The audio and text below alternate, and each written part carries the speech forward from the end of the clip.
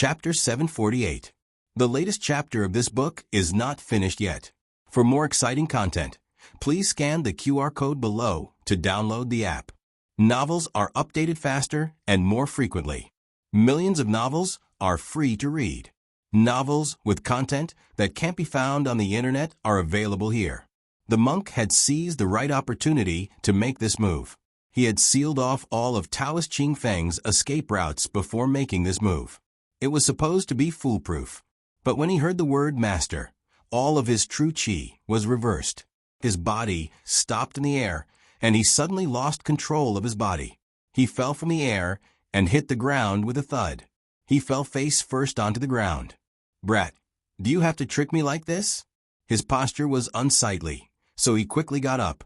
But just as he propped himself up with his arms, Taoist Ching Feng punched him hard in the face. He was sent flying on the spot. "Brat, you really tricked me." But it was good that he was sent flying. He could take the opportunity to slip away. The monk didn't come back to fight with Taoist Ching Feng. Instead, he leaped onto a nearby roof and disappeared into the boundless night. The monk used his Qing Gong to the extreme, as if he was in a rush to reincarnate, leaving the eerie and strange alley far behind him. He wanted to run 800 miles in one breath and finally stopped at a deserted street corner. He had never been so tired even when fighting a war. Huff, huff, huff. He leaned against the wall with one arm, supporting his body slightly, and grabbed his clothes with the other hand, fanning himself. "I finally got rid of him. This little demon is too scary." He leaned against the wall, closed his eyes, and breathed heavily. Suddenly, a long shadow pulled by the moonlight quietly approached, eerily projecting at his feet. The owner of the shadow raised the devil's hand. A sense of vigilance rose from the bottom of his heart, and he quickly turned around. "Huh, no one. Master."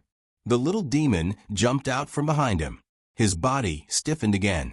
The little demon walked in front of him, raised his little head, and said cutely, "Master, it's really you." The monk wanted to cry, but had no tears. "Why can't I get rid of you after running so far? How did you catch up?" There was a shortcut in this world. The monk looked at the innocent little Jing Kong, and then looked at Gu Jiao, who was rubbing her chin and looking at him in deep thought. Suddenly, he felt as if he had been struck by lightning. Little Jing Kong said excitedly, "Master, master, master. Why did you come to Shangdu? Are you here for me? Have you read the letter I wrote to you? Why don't you reply to my letters? Has the abbot returned to the temple? How are Jingfan, Jingshan, and Jingxin?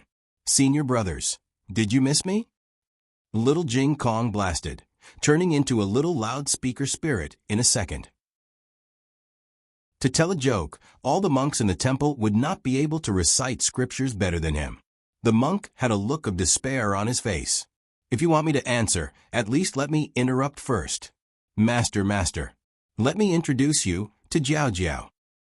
Little Jing Kong could not wait to introduce his master to Jiao Jiao. Gu Jiao walked over and stood beside the two of them. She tilted her head and looked at the beautiful monk. She narrowed her eyes and said, "So you're the old man with the white beard." The monk was confused. "What old man with the white beard?" Gu Jiao looked at the little guy beside her. "Jing Kong, didn't you say that your master is an old man?" Little Jing Kong said seriously, "Yes. I'm a little guy, but isn't my master an old man? He said it himself." "If you don't do it, do you want me to do it?" Little Jing Kong imitated him perfectly. The monk who always found all kinds of excuses to order his disciples to do this, and that in order to slack off was speechless. Ahem. He cleared his throat and made a Buddhist salute with one hand. "Amitba, my Buddhist name is Liaochen." Gu Jiao chuckled. On the other side, Xiao Hung met Taoist Ching Feng. He recognized that this was the young Taoist who saved him on the street last time. However, Xiao Hung did not know his true identity, because there was no portrait of Taoist Ching Feng in the library of the State Preceptor Palace. Xiao Hung greeted him. "Taoist." Taoist Ching Feng looked at Xiao Hung and nodded slightly. Then he turned and walked away. Xiao Hung was speechless. Xiao Hung looked at Taoist Ching Feng's back and said thoughtfully, "It seems that he doesn't remember me. He did a good deed and never took it to heart. What a virtuous Taoist. Xiao Hung waited for a while at the entrance of the alley. Gu Jiao led little Jing Kong to him. Little Jing Kong was jumping up and down even more happily than when he came out. Behind them was the young monk who fought with the young Taoist just now. He was wearing a gray monk's robe. He was tall and handsome and held a string of Buddha beads in his right hand. At this moment, he looked like a merciful monk. When he fought with Taoist Qing Feng just now, he looked like a murderous demon. The three of them stopped in front of Xiao Hung. Gu Jiao said to little Jing Kong, "Introduce him to your brother-in-law." Little Jing Kong nodded. He came between Xiao Hung and Liaochen and stretched out his gentlemanly hand. "Brother-in-law, this is my master, Liaochen." "Master, this is my brother-in-law, Xiao Hung." Gu Jiao agreed to introduce Xiao Heng's true identity. Gu Jiao used her original voice to talk to Liaochen just now. Now that there were many people on the street, she changed her voice to that of a teenager. Xiao Hung was mentally prepared. He greeted politely, "Master Liaochen." Liaochen made a proper Buddhist salute. Benefactor Xiao. The intersection was not a good place to talk. Coincidentally, there was a stall selling dumplings nearby. Little Jing Kong looked at the stall and drooled. They decided to go and have a seat. "A bowl of dumpling wrappers," Gu Jiao said to the stall owner. The stall owner was stunned. This was the first time he met someone who wanted to eat dumpling wrappers. Gu Jiao said, "Use water." The stall owner said, "Okay." Gu Jiao and Xiao Hung were not hungry. Gu Jiao looked at Liaochen. "Master Liaochen, what kind of filling do you want to eat?" Xiao Hung looked at Gu Jiao strangely. No matter what kind of filling a dumpling, there was meat in it. It was not a glutinous rice ball. Liaochen chuckled. "Cabbage and pork filling." Gu Jiao said to the stall owner, "A bowl of cabbage and pork dumplings, a big bowl." The stall owner looked at the monk in front of him and was even more confused. They sat down at a small square table. Little Jing Kong wanted to sit next to Gu Jiao, so the two of them sat on one side.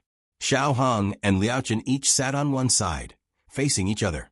The stall owner boiled a bowl of dumpling wrappers with water and brought over. Gu Jiao dripped more than half of the soup, leaving less than a third. She mixed it with vegetable oil, vinegar, and some pickles and handed it to Little Jing Kong. Little Jing Kong ate heartily. Liaochen smiled and said, "Benefactor Gu, you take good care of Jing Kong." It was the kind of kindness that came from the heart. No wonder he did not return the little guy. Gu Jiao said lightly, "It's okay." Xiao Hung looked at Gu Jiao strangely. Did this monk offend Jiao Jiao? Xiao Hung thought carefully. Jiao Jiao was willing to let Jing Kong introduce their real identities, which meant that they were on the same side. Maybe they had offended Jiao Jiao in some small way. Xiao Hung continued politely. "By the way, Master Liaochen, do you have any grudges or misunderstandings with the Taoist just now?" Liaochen narrowed his eyes and smiled. "You mean Qing Feng?" "Qing Feng?" Xiao Hung felt that this name was familiar. Gu Jiao said, "He is Taoist Qing Feng of the Feng family, Feng Wuxiu's brother." With that said, Xiao Hung had an impression. It's that 26-year-old martial arts prodigy, the young expert who defeated Han Yi. Han Yi was known as the best master among his peers, but that was only because Taoist Qing Feng did not leave the mountain. Plus, the Han family was used to bragging, so even Han Yi himself believed it. He really thought he was the best. Gu Jiao nodded. "Yes, that's him. Why do you seem to care about him?" With Xiao Heng's temperament, he would not care about the personal affairs of someone he met for the first time, even if one of them was a master from Jing Kong. Xiao Hung said, "We met once. Once I fell down on the street and almost got hit by a carriage. It was that Taoist who saved me." "Really?" Gu Jiao looked at Xiao Hung. She had never heard Xiao Hung mention this before. Xiao Hung nodded to Gu Jiao. "He didn't leave his name, and I didn't have anything to do, so I didn't mention it. I just went to say hello to him, but he didn't seem to remember me. Maybe he forgot." Liaochen laughed out loud. "What are you laughing at?" Gu Jiao asked curiously. "He didn't forget your husband. He didn't remember him at all." Liaochen smiled gently, his charming peach blossom eyes curving into beautiful arcs. that Taoist, he's face blind. Brother. Around the corner, Feng Wuxiu, who had been waiting for a long time, finally saw his brother. He hurried forward and asked his brother, "Brother, was that man the stinky monk from back then?" "Yes, it was him," Taoist Qingfeng said. Feng Wuxiu said angrily, "That guy still dares to come to Xing City. Isn't he afraid that the Feng family will tear him apart?" Taoist Qingfeng did not speak. Thinking of something, Feng Wuxiu asked again, "Brother, did you get the thing back?" "The thing?" Gu Jiao looked at Liaochen. "Are you saying that you stole something from Taoist Qingfeng?" "First of all, I didn't steal anything from him." Liaochen spread his hands. "It's not his." "Xiaoheng, Gu Jiao," Liaochen sighed. "All right, since you want to know, I'll tell you. Master, here are your dumplings." The owner brought a bowl of steaming dumplings over and placed it on the table. Liaochen picked up his chopsticks and put one into his mouth. He smiled with satisfaction. "It tastes good. It's nothing special. It's just a book. The Letter of Credence of the Yen Kingdom. It all started a few years ago when Taoist Qingfeng went to the Grand Preceptor Hall to borrow a book. Before Taoist Qingfeng became a monk, he was a student of Canaan Academy. Because of his outstanding talent in martial arts and spells, he attracted the attention of the Grand Preceptor. But because the Grand Preceptor Hall never accepted disciples from aristocratic families, they did not become master and disciple. Later, Taoist Qingfeng became a Taoist priest. The Grand Preceptor still liked him very much and even made an exception to lend him one of the letters of credence of the Yen Kingdom. He was carrying the letter when Liaochen bumped into him.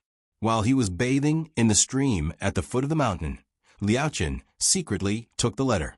It would have been fine if he had just stolen something, but to prevent Taoist Qingfeng from catching up, Liaochen even took away his clothes. Without his clothes, Taoist Qingfeng could only sit in the water and wait. When night fell, not a single disciple passed by. That was not strange. Taoist Qingfeng was relieved to change and bathe because he knew there would not be any disciples or villagers here. Taoist Qingfeng could not stay in the water like a fish for the rest of his life. He had no choice but to go up the mountain in a relaxed manner. His lightness skill was good. As long as he flew fast enough, no one could see him. The Taoist temple had strict rules. They rose at 5 o'clock and rested at 7 o'clock. To be safe, he entered the Taoist temple after 7 o'clock. Everything went smoothly. There was no one in the courtyard or on the path. However, Taoist Qingfeng forgot that it was his birthday that day. In fact, no one in the Taoist temple slept. They knew that senior brother Qingfeng was coming back today, so they all went to Qingfeng's yard and decided to give him a surprise when he came back. They wanted him to feel the warmth and care of his fellow disciples. So, when Taoist Qingfeng passed all the checkpoints and finally flew back to his courtyard, the disciples, who had been waiting for a long time, lit up the fireworks in the open space. With a loud bang, the fiery trees and silver flowers danced in the nightless sky in the cool breeze. The disciples in the Taoist temple all witnessed the celestial light reward. Taoist Qingfeng turned around and left. No one saw his handsome face covered by his long hair, but everyone knew that it was embarrassing. However, although the height resembled, the figure resembled, the length of the hair, the aura, the lightness skill that flew over their heads, resembled. Everything resembled. But even if his toes were exactly the same, he could not be the purest and most flawless Taoist Qingfeng of the Baiyun Temple. It must be some shameless pervert who deliberately blasphemed their Taoist Qingfeng. They were very angry. The consequences were very serious. So, the Baiyun Temple posted a wanted poster with a high reward on the Jianghu website. The kind with a picture. The latest chapter of this book is not finished yet. For more exciting content, please scan the QR code below to download the app. The novel is updated faster. Millions of novels are free to read. There are all kinds of novels that can't be found on the internet here. https://www.zhhbqg.com/89642_8964226/106720682 HTML genius, remembered the website address in 1 second. www.zhhbqg.com Biku Pavilion Mobile Reading Website. zhhbqg.com. Chapter 749. The latest chapter of this book is not finished yet. For more exciting content, please scan the QR code below to download the app. Novels are updated faster. Millions of novels are free to read. Novels with content that can't be found on the internet are available here. Gu Jiao crossed her arms and looked at Liao Chun. I don't believe that you just stole a book.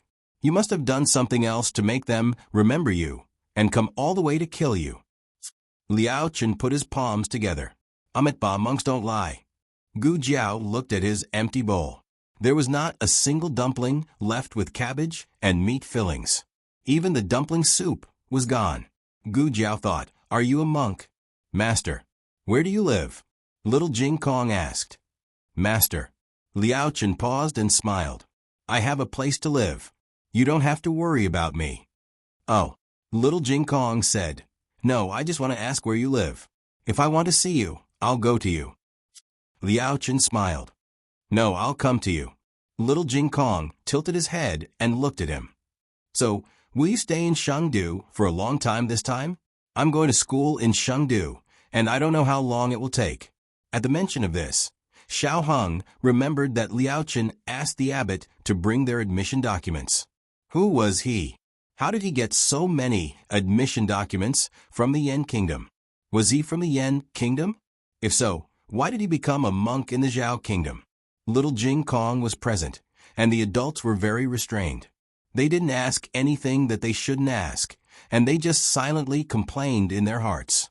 Little Jing Kong finished his food. He picked up the small bowl and drank the soup.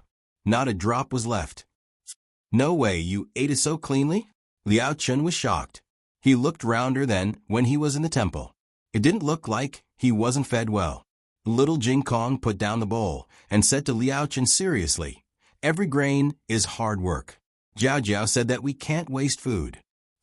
Liao Chun curled his lips. After all, she was 2 years older and didn't want to be a colander anymore. In the past, when he was in the temple, he would eat all the way and spill all over the table. Little Jing Kong was sweating profusely. Gu Jiao took out a handkerchief to wipe his sweat and asked, "Are you full?" Little Jing Kong rolled his eyes and pointed at his little fingers. "Jiao Jiao, can I have another box of 1,000-layer pastry?" "No." Gu Jiao refused immediately. "You'll get indigestion if you eat too much at night." This bowl of dumpling wrappers was given to him because he had exhausted his energy from playing with the young princess. Liao Chun looked at his little disciple with interest. "Little disciple, quickly recite the scriptures, quickly reason with them. Quickly use your 3-inch tongue to make your opponent dizzy.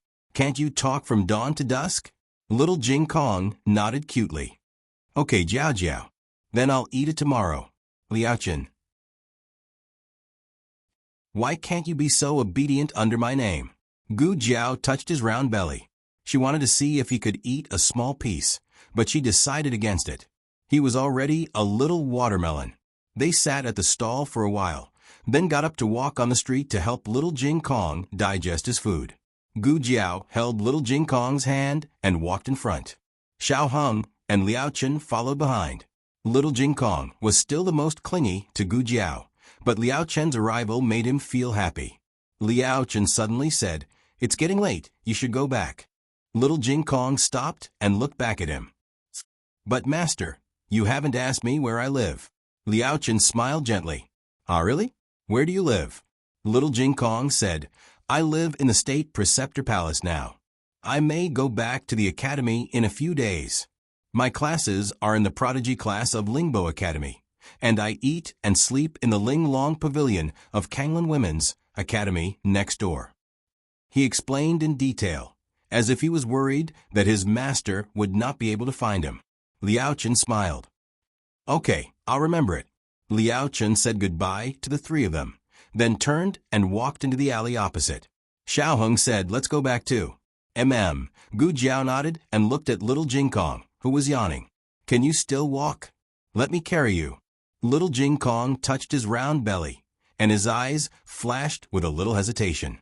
Finally, he turned around and stretched out his little arms to Xiao Hong. Brother-in-law, carry me. He had eaten a lot and was already a little chubby boy. He must not tire himself out, and Jiao Jiao. Xiao Hong was annoyed and amused at the same time. He carried him with one hand and held Gu Jiao's hand with the other as they walked back to the state preceptor palace. You're so heavy. You should change your name to Little Steelweight. No way. You're the one who's weak. You're blaming me for not being able to carry you. Are you an adult or not? If I'm an adult, then do you admit that you're a child? No, I'm an adult. You're an old man. Then you should carry me. In the alley, Liao Chen did not go far. He stood quietly in the dark, looking at the backs of the three people, and listening to the bickering of the father and son. Did you see that? Jing Kong was very happy. He had a complete family. The moon was beautiful tonight. The half-moon hung high above the Milky Way. Liao Chun left the noisy market and came to a quiet long street. In sharp contrast to the bustling streets of Sheng City, this place was particularly desolate. This was a place that even the night watchman did not want to come to. It was like a path in the underworld, full of ghosts and vengeful spirits. Liao Chen came to a sealed mansion. He stared at it for a long time, then walked up the stairs to the door. The seal had long been broken, and the iron lock was rusty. There were also bloodstains on the door. Liao Chen frowned. He looked up at the cracked plaque covered in cobwebs. His fingertips moved as if he wanted to take it down and wipe it clean, but he resisted. He went around to the side of the mansion and used his lightness skill to easily cross the weeds growing in the cracks of the courtyard wall. He landed on a piece of slippery moss. But he did not fall. He walked unhurriedly over the moss. The yard was full of weeds as tall as a person. Even the cracks in the tiles were cracked by the weeds. The corridors on three sides were all blocked by the weeds. The only thing that was not attacked by the weeds was a large round white marble table under Liao Chen's feet. But it was also covered with a thick layer of dust. Every step Liao Chen took left his footprints in the dust. It was too quiet. It was so quiet that it made people sad. Liao Chen took a few steps and stopped in the middle of a round table. He looked straight ahead, empty and unfocused. Come out, he said. A small figure jumped down from the east wall. When did you find out? Gu Jiao came up behind him. I was very careful. Huh. Liao Chen did not turn his head. He looked at the vast galaxy and said indifferently, Do you have something to ask me? Gu Jiao patted the dust off his body and spat out the weeds in his mouth. Did you know who I was a long time ago? He asked. Liao Chen said, How long do you mean? Gu Jiao thought for a moment and said, Last time on Mount Guan, you must have recognized me a long time ago. But I don't know if you purposely fell into a trap the first time in the countryside and waited for me to save you. Liao Chen said indifferently, Falling into the trap was an accident. Pretending not to know you was intentional. You adopted my apprentice. I had to see what kind of family adopted him. I went to your village and saw your family. That's all. Gu Jiao walked to his side and turned his head to look him up and down. His mood now was not the same as before. His peach blossom eyes were no longer evil, and the indecent smile on his lips was also gone. His entire person was shrouded in an invisible aura. Gu Jiao pulled back his gaze and looked in the same direction as him, the vast expanse of the starry sky. Fine, I'll believe you for now. But why did you pretend not to know me? Gu Jiao asked. Wasn't it because I was afraid that you would occasionally bring back little troublemakers to show your filial piety to me? Liao Chen said seriously, I'm not used to interacting with people. I'm more comfortable with strangers. Otherwise, I'd be annoyed if you secular people kept interacting with me. That's a barely acceptable reason. Mainly because Gu Jiao didn't think this question was very important. So Gu Jiao didn't care whether he lied or not. But Gu Jiao needed him to answer the next question honestly. Gu Jiao turned his head to look at him. Do you know where this place is? The training field, Liao Chen said. As soon as he finished speaking, he realized that Gu Jiao wasn't asking about the empty space under their feet, but the entire mansion. Gu Jiao turned around and stared at his profile. You even know that this is the Xian Yuan family's training field. What is your relationship with the Xian Yuan family? Don't say that you don't know. The spear technique you taught me is the 7 styles of Xian Yuan.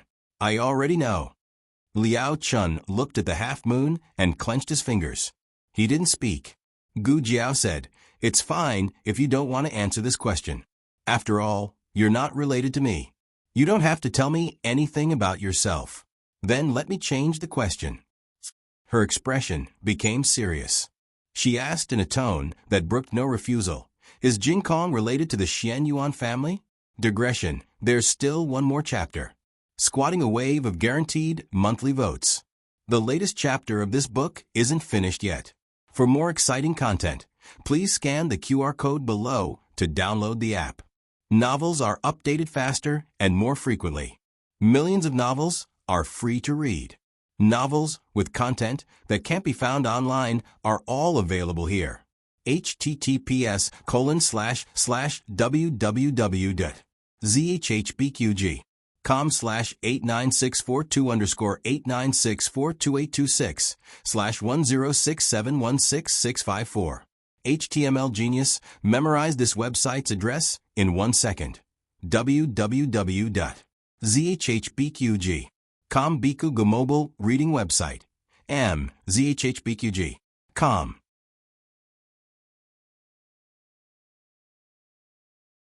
Chapter 750. The latest chapter of this book is not finished yet. For more exciting content, please scan the QR code below to download the app. Novels are updated faster. Millions of novels are free to read. Novels with content that can't be found on the internet are available here. Gu Jiao's question was not without reason. She had thought it through on the way here. Before Gu Yan was injured by Nangong Li, the admission papers had been sent to Little Jing Kong. In other words, Liao Chun did not know that Gu Yan would be in trouble. He only hoped that they could come to the Yan Kingdom to study. Or more precisely, they accompanied Little Jing Kong to study in Shangdu. Little Jing Kong was the most clingy to Gu Jiao.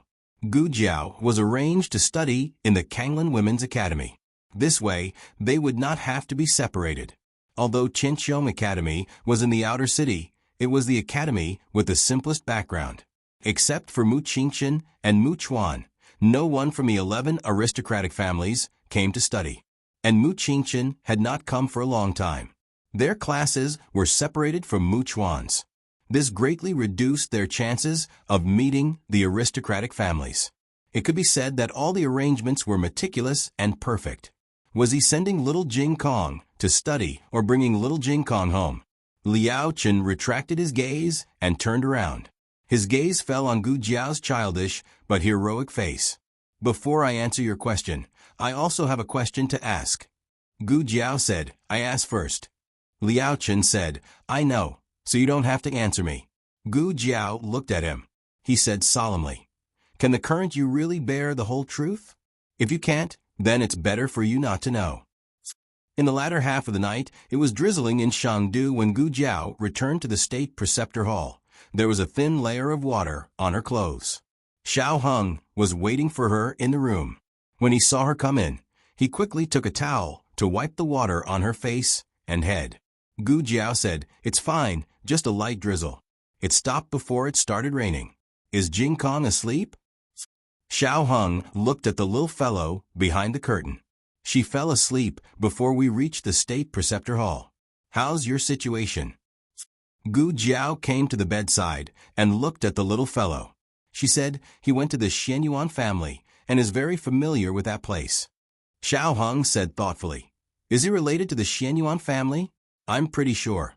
Gu Jiao told Xiao Hung about her 2 encounters with Liao Chun. Xiao Hung fell silent. When Liao Chun was eating dumplings, he already felt that Liao Chun was very strange. He didn't expect Liao Chun's martial arts to be so strong. He didn't show any mercy when he killed people. This didn't seem like something a merciful monk would do.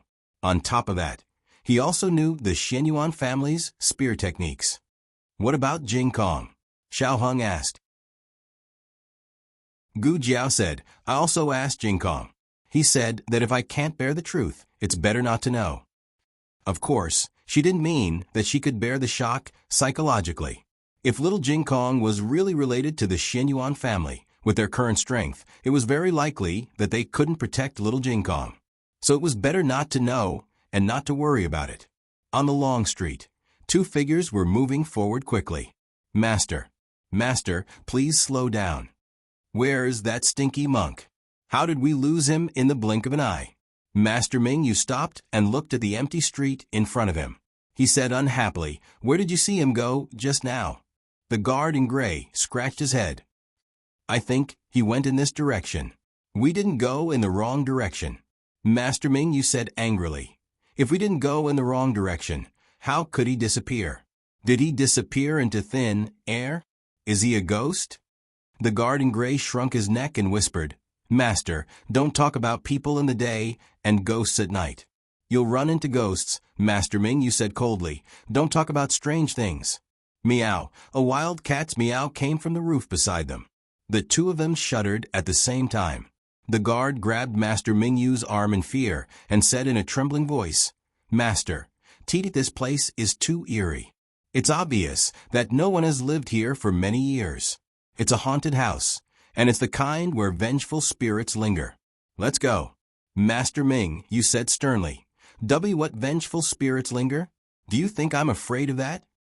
The guard in gray lowered his voice as if he was afraid that a ghost would hear him. He said fearfully, This is the old site of the Xianyuan family. The whole street used to belong to them. I heard that on the day they were executed, this street was covered in blood. The resentment was so strong that even the crows didn't dare to come close. I also heard that those who came to this street in recent years were all possessed. Even the night watchman took a deeder. Master Ming Yu felt a chill down his spine. Why you? Don't listen to hearsay. He subconsciously took a step back. The gray-robed guard curled his lips and said, If young master insists on looking, then I can only sacrifice my life to accompany you. Tell me, where should we start looking? The Xianyuan family's mansion is right in front of us. If not, we'll go there. Do you think we should climb over the wall or break in? Master Ming Yu's throat moved. He said seriously, The dead are the most important. What do you mean by climbing over the wall or breaking in? Let's go.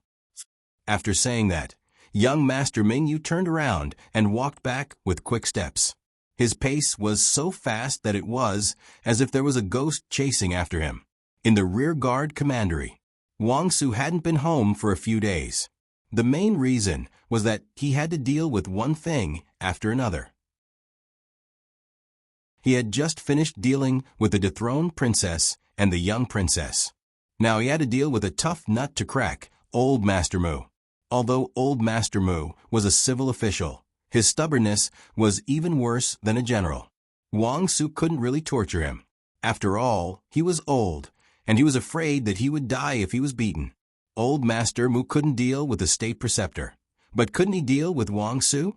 No matter how Wang Su interrogated him, he wouldn't say anything. It wasn't the Mu family. I don't know who bribed the Mu family to frame us. No matter how he asked, it was the same question. It was already dawn. Wang Su felt a headache coming on. Commandant Guan, His Highness Zhang Sun, is here. Outside the watchroom, a guard reported. Wang Su hurriedly stood up, tidied up his clothes, and went to the commandant of the left's mansion to greet Xiao Hung. Greetings to His Highness Zhang Sun. Xiao Hung politely raised his hand. You don't have to be so polite, Lord Wang. Didn't you rest last night? Yes, I'm investigating a case. Wang Su said. His Highness Zhang Sun, please come inside. He knew how to behave. Xiao Hung followed him to his watchroom and sat on the main seat. A servant served tea. Wang Su asked, May I know why His Highness Zhang Sun suddenly visited the commandant of the left's mansion?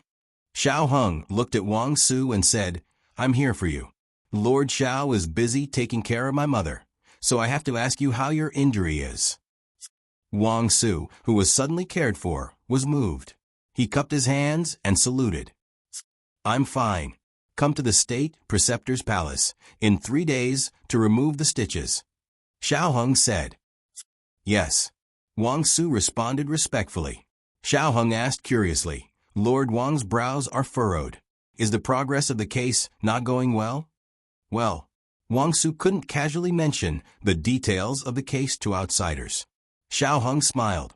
Lord Wang has taught me martial arts for several years. Although I haven't learned a single move, this is my personal problem. It has nothing to do with Lord Wang. For the sake of our friendship, I'll give Lord Wang some advice. Wang Su pricked up his ears. Xiao Heng said faintly, His Majesty already knows the result. He only wants the details of the process. Lord Wang can fill it in. There's no need to be too serious. Wang Su frowned suspiciously.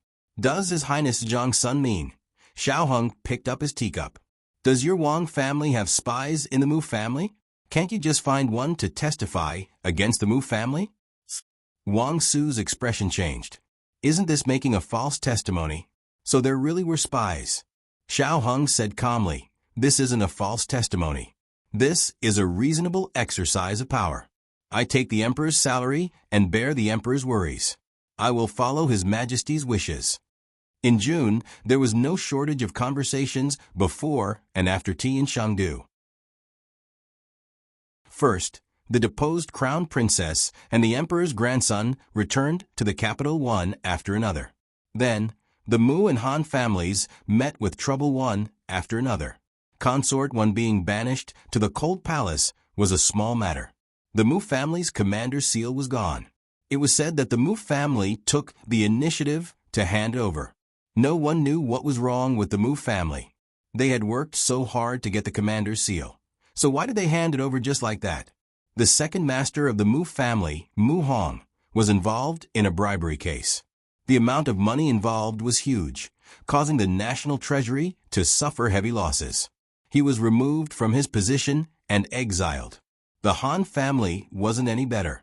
Zhang Feng and the others, who were promoted by heir Han, failed to protect the young princess and caused her to be kidnapped. Zhang Feng and the others were severely punished. Heir Han was also removed from his position as the deputy commander of the Imperial Guards. What was worse was that it was unknown who had informed the monarch that Han Shizi's legs were crippled. The emperor sent Zhang, Dequan, and the imperial physician to check on him. They found that Han Ye's hamstrings had been cut off, and there was no possibility of recovery. In the throne room, the emperor said sternly, Since heir Han can no longer command the Black Wind Cavalry, the Black Wind Cavalry should choose a new leader. Elder Yang held the ceremonial tablet and asked, Still choose from the Han family? Wasn't this nonsense? Since the Black Wind Cavalry was given to the Han family, it should be inherited by the Han family. However, the Han family had been in trouble one after another. The emperor was already disappointed in the Han family. The emperor thought for a moment and said seriously, The Han family's disciples are the first choice. However, if there is someone who wins, he can also become the new commander of the Black Wind Cavalry. When this news came out, the aristocratic families were excited. The Black Wind Cavalry was the strongest cavalry in the 6 countries. They were definitely going to be the new commander. Digression. The recovery of military power will start with the Black Wind Cavalry. Thanks for everyone's monthly votes. The latest chapter of this book is not finished yet. For more exciting content, please scan the QR code below to download the app. Novels are updated faster and more complete. Millions of novels are free to read. Novels that can't be found online are all available here. https://www.zhpqg.com/8964-2_89642826/1067124338. HTML Genius memorized the website's address. www.zhpqg.com Bikaj mobile reading website. zhpqg.com.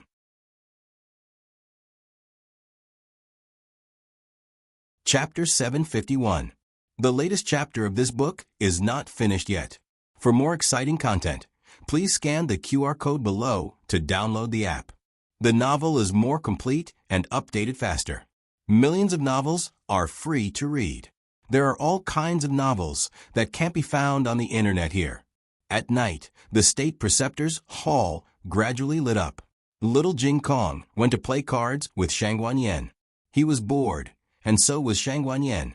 So he taught Shang Guanyin and 2 other disciples of the state preceptor's hall the card skills he learned from his grandaunt. The 4 of them sat at the table. In Xiao Heng's room, for people and a bird gathered. The bird was little Nine, who was responsible for keeping watch. Although no one in the state preceptor's hall was watching them, they still had to be vigilant. Gu Jiao, Xiao Heng, Gu Changqing, and Gu Chengfeng sat around the table. Gu Changqing said, "Have you heard about the Mu and Han families?" The 3 of them nodded together. It was hard not to hear about it with such a big movement. What's more, Xiao Heng was now the eldest grandson of the emperor. It was easy for him to inquire about this kind of news. The Mu family handed over the commander's seal to protect old Master Mu. Xiao Heng said, "The consequences of kidnapping a commandery princess are so serious." Gu Qingfeng was a little speechless. Even when the emperor of Zhao country was hunted down, they didn't make such a big fuss. Gu Changqing said, "It's not the same." The emperor of Zhao country was a benevolent ruler, while the emperor of Yan kingdom was a tyrant. The 2 men's styles were completely different. Moreover, the emperor of Yan kingdom did this to make an example of them. The 10 great families had been pretending to be peaceful for many years, but a small commandery princess had exposed all kinds of bad characters. If the emperor didn't suppress them with a ruthless move, these people would probably take advantage of him. Anyway, the price of making a demon was not high, so they could take turns to make a demon. Xiao Heng said neither too fast nor too slow. The Mu family's commander seal is in the hands of the emperor of Yan kingdom. He won't give it to any family in the short term. He may assign a competent commander other than the 10 great families and the Nangong family. Gu Changqing nodded in agreement and said, "Let's put the Mu family's military power aside first. The only hope to fight for it is the Black Wind Cavalry of the Han family." As soon as he finished speaking, the 3 people all looked at him. He was slightly stunned. "What's wrong? Am I wrong?" Gu Chengfeng asked, "Big brother, did we say that we were going to fight for the Han clan's Black Wind Cavalry?" Gu Changqing asked, "Shouldn't we fight for it?" "Fight for it," Gu Jiao said, her eyes filled with determination. "Why?" Gu Chengfeng looked at her in confusion. Gu Jiao narrowed her eyes and said, "No reason. I just feel that we should fight for it. Otherwise, we might regret it." This was a very strange intuition. Ever since he suspected that Jing Kong was related to the Xinyuan family, his intuition had become stronger. Fighting for it might be dangerous, but not fighting for it would only be more dangerous. Xiao Heng analyzed, other than Han Yi, the Han family also has many outstanding disciples. There are many talented people in the family, so their chances of winning are still very high. Moreover, the rules this time are clearly in favor of the Han family. To become a Black Wind Cavalry, one had to go through 3 competitions. 2 of them were related to horsemanship, and war horses were the Han family's strengths. Even if the advantage was in the Han family's favor, His Majesty still wanted to win against many of the Han family's disciples. What did many mean? It meant that a narrow victory was not enough. It had to be a complete victory. A victory that everyone was convinced of. A victory that no one could say anything about. He paused and looked at Gu Changqing. "What's the Han family's plan?" Gu Changqing answered. "The Han family has chosen 10 disciples. Some are from the main family, and some are from the collateral family." Gu Qingfeng's eyes widened. "So many? Isn't it said that each family can only have 2 spots?" Xiao Heng said, "It should have been inherited by the Han family in the first place. It's already unreasonable to have everyone compete. No matter what, we have to take care of the Han family." Gu Qingfeng pursed his lips. He's a tyrant. Why would he be afraid of others talking about him? He's tyrannizing while setting himself up as a benevolent ruler. Everyone was puzzled by the ruler's actions. Gu Changqing said, The Crown Prince gave me a spot to participate as a collateral descendant of the Han family. My mission is to exhaust the opponent and ensure that the Han family advances." Gu Chengfeng snorted. "Dream on." Gu Jiao thought for a while and nodded. "Yes, this is possible." Gu Chengfeng looked at Gu Jiao. "You're going to participate?" Gu Jiao, "Yes." Gu Chengfeng said seriously, "Then I'll go too." Gu Jiao said lightly, "You'd better not. With your mediocre skills, you'll be knocked off the stage in 2 moves. Gu Chengfeng was furious. "Who are you looking down on?" "I'll go," Gu Jiao said. Gu Chongqing glanced at his sister and wanted to say something but stopped. Gu Jiao asked strangely, "What's wrong?" Gu Chongqing said, "Have you been in the Yen Kingdom for too long and forgotten that you're actually from the Zhao Kingdom?" The Yen Kingdom only allowed its own people to participate in the cavalry selection. Gu Jiao, "Oh, I really forgot." Purple bamboo forest. A disciple was sweeping the fallen leaves in the front yard of the small bamboo house. Gu Jiao walked over. She looked around the yard for a while and didn't see anything special. She called the disciple, "Little master." The disciple stopped his work and turned around. Seeing that it was Gu Jiao, he greeted politely, "Young Master Xiao, you still remember me?" Gu Jiao smiled. "Is the state preceptor here?" The disciple smiled shyly. "He just went out." It was strange. It was a man smiling at him. Why was he shy? Gu Jiao raised her eyebrows. "Oh, when will he be back?" The disciple said, "It won't be long. The state preceptor didn't let us take away his chessboard. He should come back later." Gu Jiao said, "Thank you." Then she didn't say anything and waited silently. The disciple swept the fallen leaves and said again, "Young Master Xiao, are you waiting here for the state preceptor?" Gu Jiao said, "Yes, I have something to ask him." The disciple said, "Then please come in and wait." "Wait in the room?" Gu Jiao walked into the yard and left her shoes on the steps. Wearing white footwear, she stepped on the spotless floor and entered the central room. The disciple invited her to sit on the guest cushion and poured her a cup of herbal tea. "Young Master Xiao, please have some tea." Gu Jiao took the cup. "Thank you. You don't have to serve me. I'll wait by myself. You can go." "Young Master Xiao, please." After that, the disciple opened the curtain and walked out. Gu Jiao touched her chin. He didn't even say anything. Why did he trust her so much? It would be strange if Gu Jiao sat here obediently. It wasn't easy to come to the state preceptor's nest. How could she not pay a deep visit? At present, there was only one disciple in the yard. He was carefully sweeping the yard. He had only swept a small part of the yard and couldn't finish it in a short time. Gu Jiao stood up quietly and walked around the central room. The central room was empty. There was nothing to provide any information. However, there was a small study on the east side.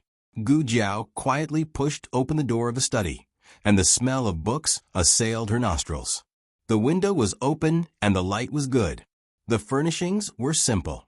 There was only a row of bookshelves, a bookcase, a desk, and a cabinet. Gu Jiao learned the language of the Yen Kingdom well. She could read it without any difficulties. However, these were all the Analects of Confucius and the Book of Songs, which gave her a headache. Soon, she was attracted by the toys on the cabinet. Yes, they were toys. There were many wooden knives, wooden swords, small bows and arrows, small meteor hammers, small 9-section whips, and small red-tasseled spears. No way. Even the exclusive small weapons she made for little Jing Kong didn't have such a complete set. Was the state preceptor so childlike? Who did he make them for? Not long after, Gu Jiao found a picture album nailed up beside the small weapons. She thought that the state preceptor collected famous paintings and calligraphy. However, when she opened it, she found that it was all children's doodles. What's this? Gu Jiao put down the small book and picked up a picture scroll in another cabinet. She took off the ribbon and spread it out. It was a picture of a baby girl. She was fair and clean. Her facial features were delicate and cute. Gu Jiao admired it for a moment. "Oh, it's quite pretty." There were more than 10 picture scrolls in the cabinet. Gu Jiao looked at them all and found that they were the same person. From the baby girl to the girl, Gu Jiao seemed to see this person grow up in front of her. Why do I feel that this little girl is a little familiar? Have I seen her before? The picture ended when she was about 7 or 8 years old. Did the state preceptor have a female disciple? Gu Jiao was very confused. If she was not the state preceptor's disciple, then who was this little girl to the state preceptor? Could it be that the state preceptor secretly had a daughter with her? Otherwise, it was hard to explain why there were so many things here. In addition to the little girl's picture, Gu Jiao also found a picture in the biggest cabinet of the cabinet. It was a picture of a soldier in black armor. He was tall and valiant. He was holding a red tasseled spear in his hand. The facial features of the person in the picture were not filled in. However, Gu Jiao recognized the red tasseled spear. It was Xianyuan Li's heavenly weapon. So this person was Xianyuan Li? There was a line of words below the picture. Remembering an old friend, February 19th of the Bingtian year. The state preceptor and Xianyuan Li were old friends? In addition, Gu Jiao found another interesting thing, a courtyard made of clay.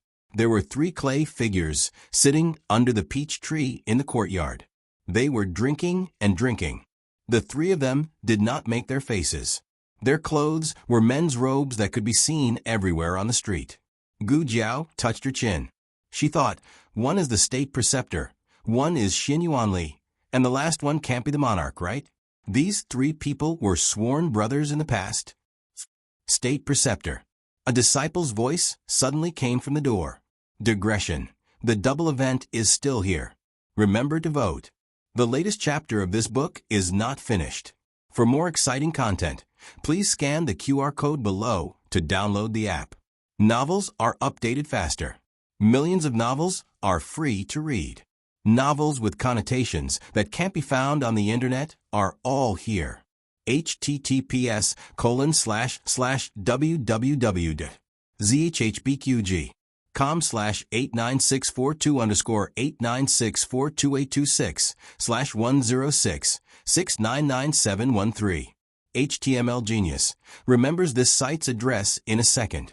www.zhbqg.com Bikugo mobile reading website. zhbqg.com.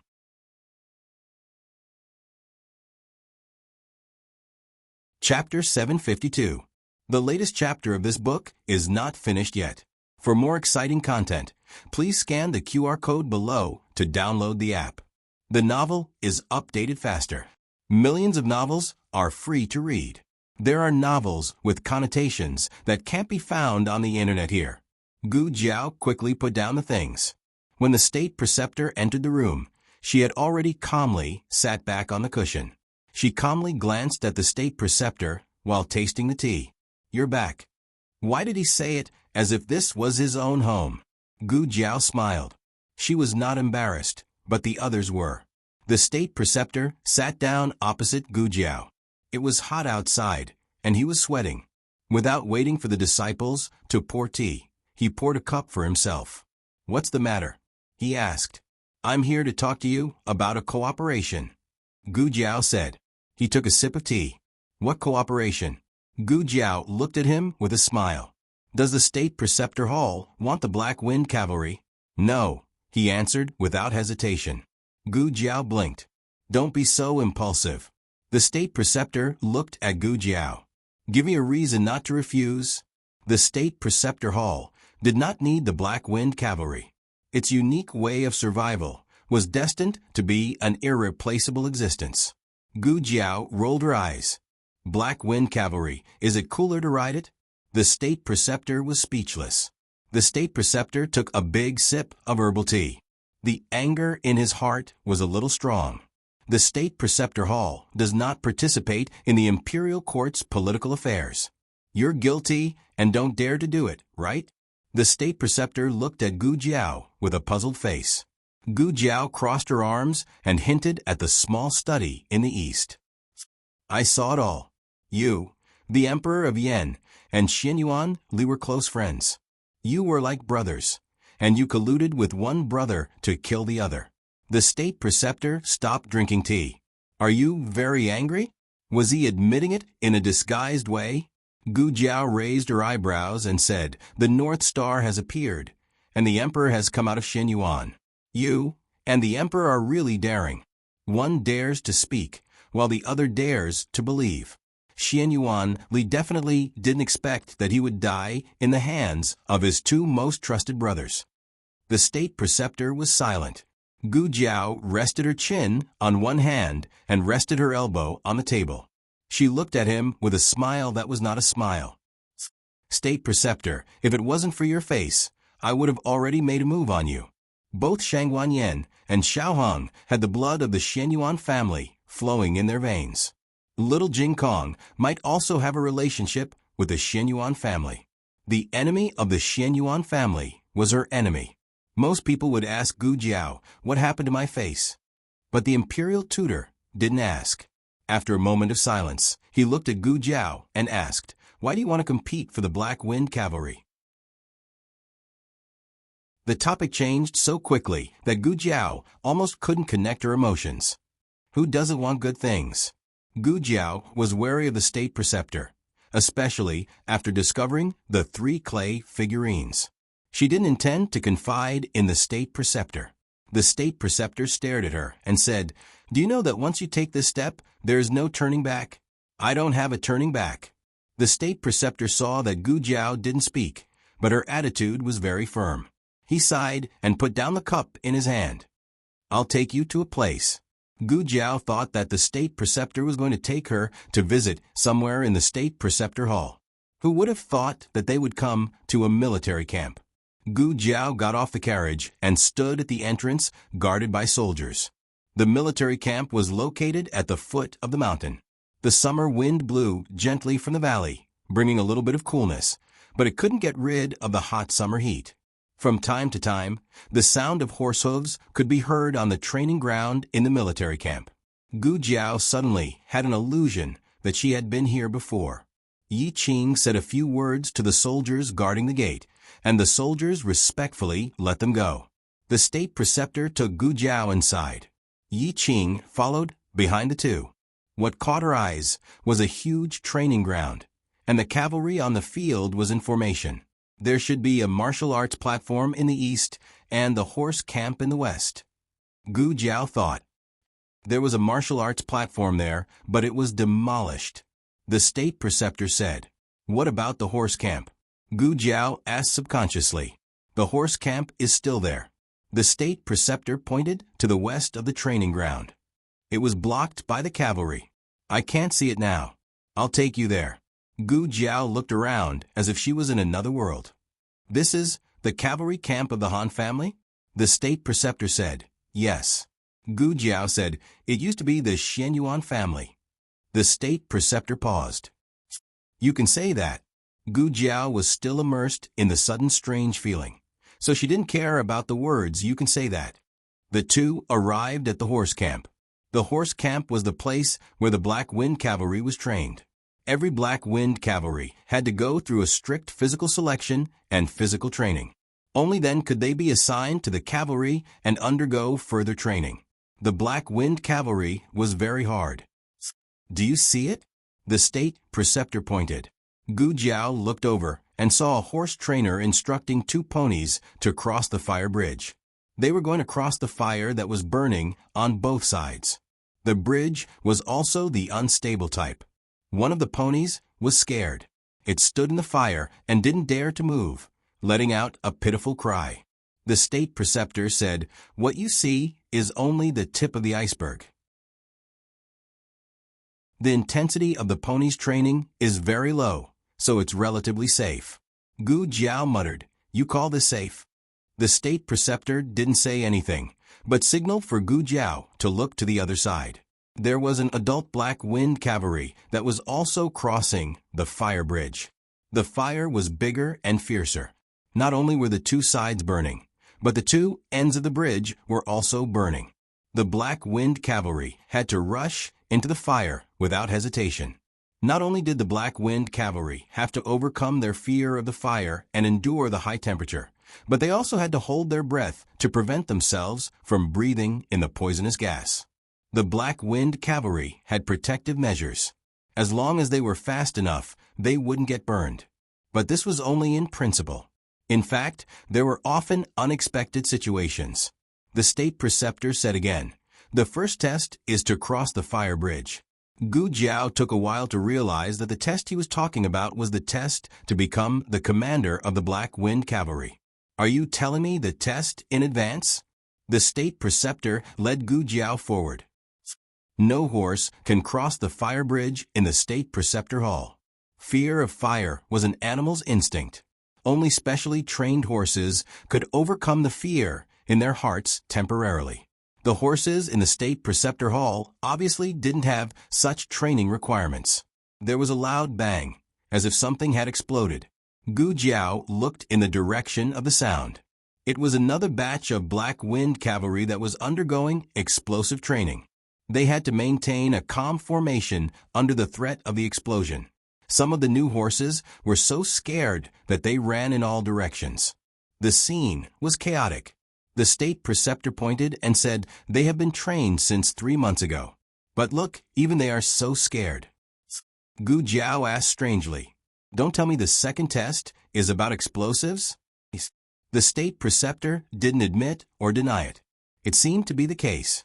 If the fearless horse king could come for the first 2 tests, then the third one was definitely not. Ride for 300 miles. The state preceptor said. The horse king was still a baby. Riding for 300 miles would kill it. The state preceptor stopped and looked at Gu Jiao. He said seriously, "We don't have a single horse that can reach this standard. So do you know how difficult it is for the Black Wind Cavalry? Also, let me tell you a secret. The Han family has a new Black Wind King. He is 5 years old and a male horse. He is the strongest Black Wind King I have ever seen. You have no chance of winning. Including the Nangong family, none of the 11 families have won. Do you have the ability to accept the truth now? If you don't, then it's better not to know." Gu Jiao's mind flashed with Liu Chen's words. Explosions sounded in her ears, as well as the startled cries of the horses and the angry roars of the cavalry. The flashing of swords and shining of spears made her feel like she was in a real battlefield. Liu Chen's voice and the sounds of the battlefield intertwined endlessly in her mind. Her chest swelled as if there was some strong emotion that wanted to rush out. She clenched her fingers and said, "I want to go." The state preceptor's eyes flashed with complex emotions. "Tomorrow, I will let Yi Qing choose the best horse for you." No need. Although the state preceptor's horse was good, it was not a war horse that could fight side by side with her. Willow Lane. Madame Nan was drying poison. She was sleepy. While drying, she was like a chicken pecking at rice. Suddenly, she pecked her head into the sieve. Madame Nan, damn, she was poisoned again. Madame Nan looked up with blood flowing out of her 7 orifices and looked to the door. "No way, my poison can cause hallucinations?" "Madame Nan." Gu Jiao walked over. Madame Nan raised her hand and pinched her face. There was warmth. It was hot.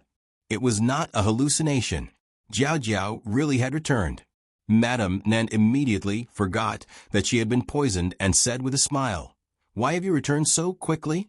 Wasn't it said that Aheng's mother's injuries had not yet healed and that she would need to stay in the state preceptor's hall for a few more days?" What had happened in the state preceptor's hall, Gu Chengfeng had already come to tell them about it. The things that needed to be shocked had already been shocked. They were more concerned about the future situation of the 2 children. Gu Jiao said, "I came back for a few matters. Are Ayen and the others not here?" Madame Nan said, "Elder Meng went to walk his horse. Ayen and Xiaoshun went with their master to cut wood. I am the only one at home. They just left and will not be back so quickly. Are you hungry? I will go make something for you to eat." "Madame Nan, you," Gu Jiao pointed at the poisonous blood on her face. Madame Nan was bleeding from all 7 orifices and smiled. "Do you want to eat noodles or dumplings? My cooking skills have improved greatly recently. How about I bake a cake for you?" Just as she said this, Madame Nan fell to the ground with a thump. Gu Jiao face-bombed. "You've been poisoned, Madame Nan." Gu Jiao helplessly shook her head and carried Madame Nan back into the room. She picked up the antidote on the table and gave it to her. She pulled out a bottle and placed it on the bedside table. Inside was Gu Changqing's blood. She had left a note. She opened the drawer and counted the nutrients that she had left for the Black Wind King. There were less than 2 left. The Black Wind King still refused to eat. Was it only relying on nutrients to maintain its body? Gu Jiao arrived in the backyard. The red-tasseled spear stood under the scorching sun. The Black Wind King at the side had become much thinner. It lay on the ground and had completely lost its will to fight. It was like an old horse waiting for death. It saw Gu Jiao arrive, but it was indifferent. It had lost its passion and interest in everything. Gu Jiao knelt down in front of it like a knight and patted its head. "I need you. I need you to stand up. I need you to return to the battlefield. I need you to fight by my side. Not master and mount, but comrades and companions." The Black Wind King did not respond. It wanted to die for its master. It could no longer hear anything from the outside world. Gu Jiao felt sorrow from the bottom of her heart. How strange. She actually had the emotions of a normal person. She gently patted the Black Wind King's head and no longer forced it. Everyone could make their own choices. Horses were the same. Gu Jiao thought that she should send the Black Wind King away. She patted the Black Wind King's head comfortingly and unconsciously began to sing a war song. "Qiyue Wui, together with you. Wang Yu, fix my spear. Together with you. Qiyue Wui, together with you. Wang Yu, fix my spear. Together with you." On the roof of the Xian Yuan family, Liao Chen's heart suddenly skipped a beat. He put his hands behind his back and looked at the boundless sky. He muttered, "Qiyue Wui, together with you. Wang Yu, fix my armor and soldiers. Together with you." In the military camp, the soldiers sat on the ground eating cold steam buns. Someone spoke first, "Qiyue Wui, together with you." The hoarse voice was like a broken bellows. It was not pleasant to hear. But soon, someone else started to sing with him. In the tent, General Han frowned. "What's going on?" The deputy general said in shock. "It's the Xian Yuan family's war song." The Xian Yuan family always sang the war song before going to war. They also sang the war song when sending off their comrades. But ever since the 4 great families took over the Xian Yuan family's forces, they never allowed the soldiers to sing the Xian Yuan family's war song. "Qiyue Wui, together with you. Wang Yu, fix my spear. Together with you." The entire military camp was filled with the Xian Yuan family's war song. The hoarse voice was choked with emotions. It soared into the sky and shook the vast ocean. Gu Jiao said goodbye to the Black Wind King and pulled out the red-tasseled spear. Regardless of whether the Black Wind King was there or not, she had to return to her battlefield. When she walked to the door, she suddenly heard some movement behind her. Gu Jiao was stunned. She turned around and saw the Black Wind King, who had lost her will to fight, slowly stand up. Her eyes were filled with fighting spirit. She was the only female horse in the Great Yen, the Black Wind King. She had a legendary life. Her achievements were far beyond the reach of thousands of horses. At 16 years old, she was old and should retire from the stage of history. Her time was over. But no one knew that her legend had officially begun at this moment. Digression, just a few more votes. Little cuties, make up the numbers. The latest chapter of this book is not finished yet. For more exciting content, please scan the QR code below to download the app. Novels are updated faster. Millions of novels are free to read. Novels with content that you can't find online are all available here. https://www.zhbqg.com/8964-106/106-6966328. HTML Genius, memorize this website's address. www ZHHBQG. Com Biku Go Mobile Reading Website. M. ZHHBQG. Com.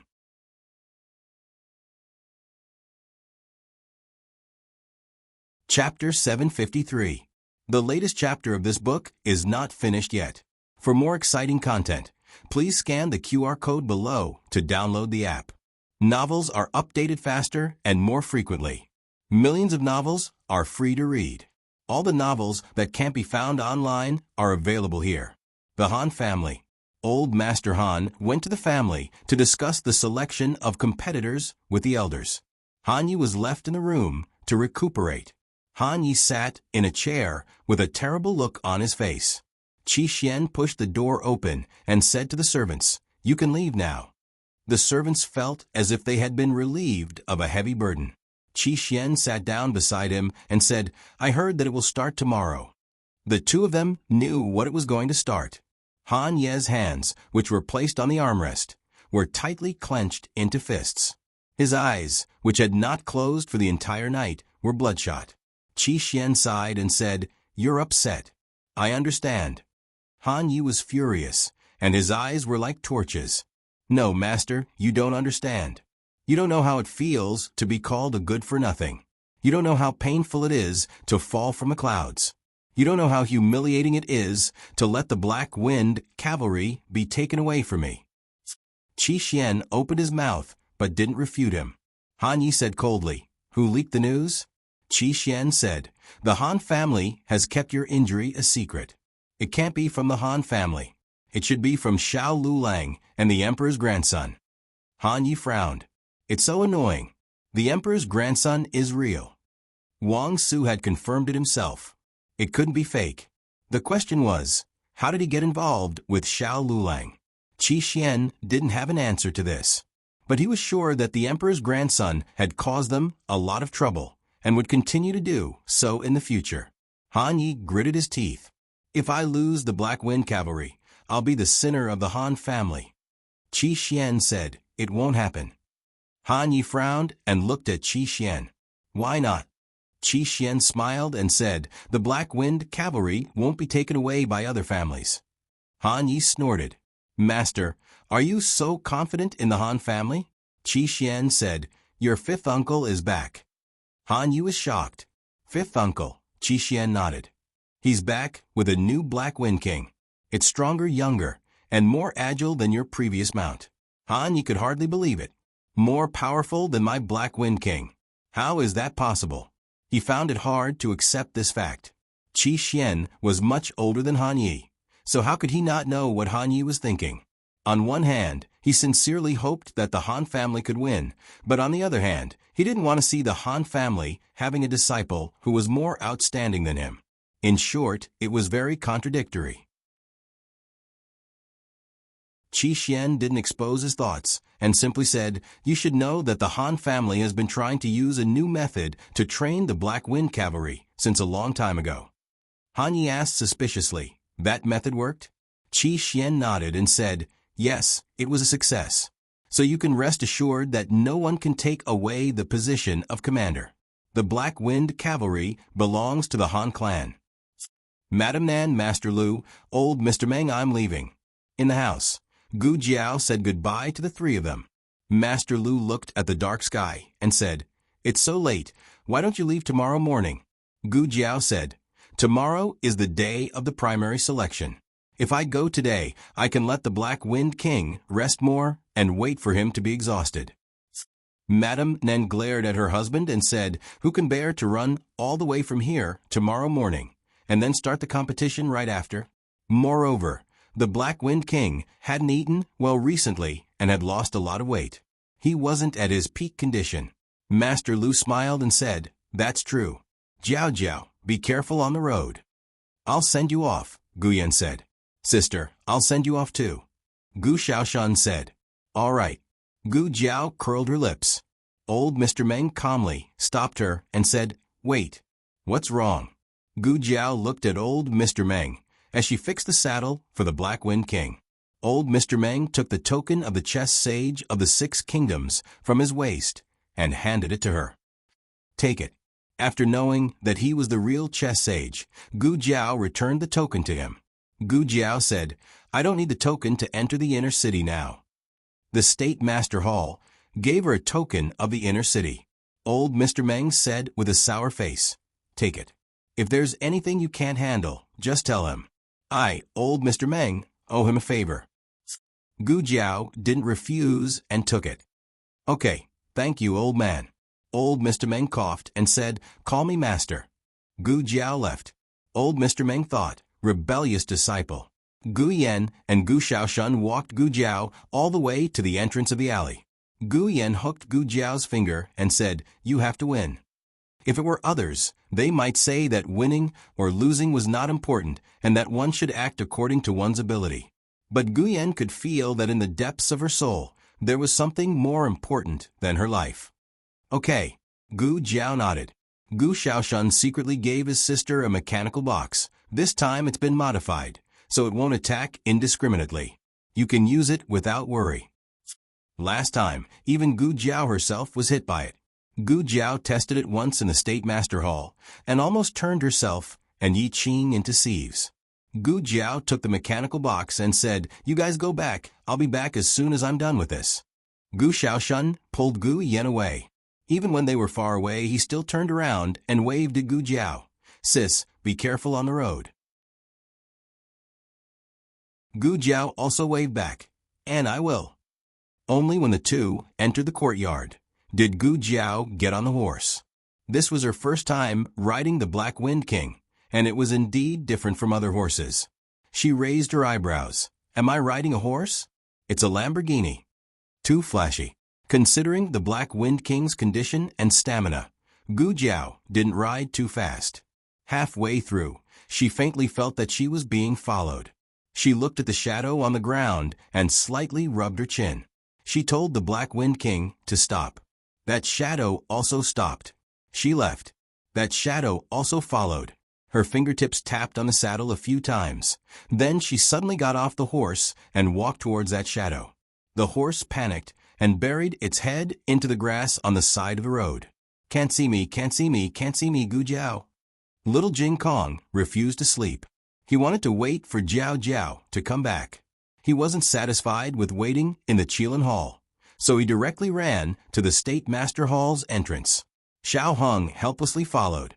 One big and one small waited in front of the State Master Hall's entrance, like a rock. Finally, Gu Jiao came, with two horses, the Black Wind King and the Horse King. The moment little Jing Kong saw the Horse King, his eyes lit up. "Wow, little Shi. Jiao Jiao, you brought little Shi here." The Horse King's body trembled.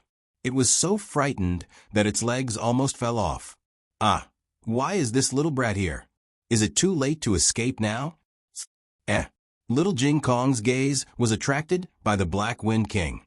He realized that this was not the horse from his family. The horse at home was not so tall and majestic. Little Jing Kong was like a small spore in front of the Black Wind King. He looked at a towering tree and exclaimed, "Wow." He looked at the Black Wind King in amazement. The Black Wind King also looked at him curiously. After a while, it took 2 steps towards him and sniffed a scent. It was just like how it sniffed the red-tasseled spear in the backyard. "It likes you very much," Gu Jiao said to little Jing Kong. "It doesn't have a name yet. Do you want to give it a name?" The Horse King's morale was immediately boosted. "I have a little brother now." Little Jing Kong tilted his head and said, "Boss." The Horse King's face immediately fell. Xiao Hung reached out to Gu Jiao, and Gu Jiao jumped off the horse. Xiao Hung looked deeply at the Black Wind King. "It is," Gu Jiao nodded. "It is." Little Jing Kong led the 2 horses happily into the State Preceptor Palace. Xiao Hung looked at the back of the Black Wind King and said, "It has been starving for too long. It seems to be a bit weak. Is it really okay?" Gu Jiao looked at the Black Wind King walking silently in the dark and said with certainty, "I believe it." Early the next morning, Gu Jiao saw Yi Qing in the Qilin Palace. Yi Qing first greeted Xiao Hung, who sent Gu Jiao here. "Your Highness Zhang Sun." Then he said to Gu Jiao, Master asked me to send Mr. Xiao to the primary election. I have already signed you up. This is the token. Oh, Gu Jiao replied, took it, and put it into her pocket. Yi Qing was stunned. Gu Jiao rode the Black Wind King out of the state preceptor palace. The location of the primary election was the Han family's Black Wind camp that the state preceptor took Gu Jiao to yesterday. There were many people who came to participate. In addition to the children of the aristocratic families, there were also many children of poor families who had letters of recommendation. Most of the letters were from the academies or the government offices in Chengdu. Most people would be eliminated in the primary election, but most of them were not the children of the top 10 aristocratic families or the Nangong family. First, the background of the aristocratic families was a consideration. Second, the children selected by the aristocratic families were indeed not ordinary people. They were all the pillars of the family that spent a lot of money and resources to cultivate. In the case of talent and diligence, how could they lose to 10 years of hard work after 100 years of foundation and several generations of accumulation? If the children of poor families wanted to stand out, ordinary talent was not enough. They had to be talented, 1 in 10,000, and they had to put in unimaginable effort. Gu Jiao saw Gu Chongqing from afar. Gu Chongqing was with the crown prince, so it was not convenient for him to come over. He only exchanged glances with Gu Jiao for a moment, then followed the crown prince into the camp. The children of the Han family had privileges. Therefore, while others were waiting in line, Gu Chongqing went to familiarize himself with the venue first. Yi Qing said to Gu Jiao, I won't go in. I will wait for Mr. Xiao outside. The people of the state preceptor palace did not participate in the military power. Sending Gu Jiao to the door was already the limit. If he went in to accompany Gu Jiao, he was afraid that he would be criticized. Gu Jiao nodded. After Yi Qing left, Gu Jiao rubbed the head of the Black Wind King and said, Are you ready? The Black Wind King impatiently took a few steps forward and let out 2 heavy breaths, as if responding to Gu Jiao. Gu Jiao's lips curled up. She tightened the reins and looked forward. Let's go. The preliminary selection was on a training ground in the west of the Black Wind camp. The selection process was not complicated. In the center of the ground, there were 6 man-made iron bridges, 5 feet wide and 2 feet long. The iron chains on both sides of the bridges were burning. At first glance, they were 6 blazing bridges of fire. The candidates needed to ride a horse across the fire bridges, walk on a small path buried with black gunpowder, and make a sharp turn onto a wooden platform about the height of a person. The last person to stay on the platform would advance. It was worth mentioning that during the whole process, the cavalry could not dismount in any way, otherwise they would be disqualified. Gu Jiao went to draw lots. 6 people in a group. She was number 36, the group in the morning. Gu Chongqing was number 6. When Gu Jiao entered, he had just finished his competition. He rode a Black Wind mount, and his riding and martial arts skills were excellent, so he advanced without any suspense. Gu Jiao was not so lucky. She met both the Han family and Feng family in the first round. The Han family sent Han Che, who rode a fierce and vigorous Black Wind mount. The Feng family sent a branch family member, who was also a rare expert. Although his horse was not a Black Wind mount, it was still very fierce and fierce. Adding on his strong internal energy, he could use his own internal energy to stabilize his mount when necessary. The other 3 were also top experts. 2 of them even spent a lot of money to borrow the Han family's Black Wind mounts. Everyone else's preliminaries were normal, but Gu Jiao's first round was L. Gu Jiao had a toothache. Han Che stood on the first track and arrogantly said, Is there one more person who's not coming? How long do we have to wait? I don't think he's scared and wants to forfeit. I advise you guys to forfeit as well. How confident are you to compete with the Han family for the Black Wind mount? No. How big of a misunderstanding is there? The Feng family expert coldly said, Humph, stop talking nonsense. We'll see later. Han Che snorted, You overestimate yourself. The Black Wind mount he chose was the fiercest horse other than the new Black Wind King. This challenge was not as difficult as the usual training. He was definitely going to win. As soon as he thought about it, he felt his mount move a few times without him giving any orders. The Fong family expert's horse also moved a few steps. The other two Black Wind mounts also moved uneasily. "Don't scare my horse," the Fong family expert said to Han Che. Han Che unhappily said, "If you're afraid of being scared, then stay away from me. I even suspected that you used your internal energy to scare my horse." The restlessness of the horses began to increase. Not only were the horses like this, but Han Che also noticed that the horses waiting or resting were also restless, as if they felt some kind of suppression from their bloodline. Han Che frowned. In the next second, a strong, murderous aura enveloped him from behind. Almost at the same time, he heard someone exclaim, "Black Wind King? The Han family's Black Wind King is here." Black Wind King? His fifth uncle was here? Han Che quickly turned around. However, he did not see his fifth uncle, but a young man that he would recognize even if he turned into ashes.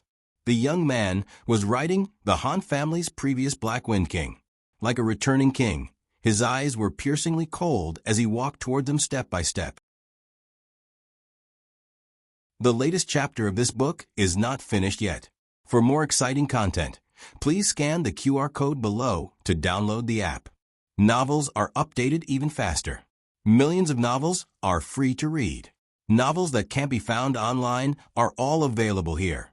https://www.zhbqg.com/89642_896/106678336.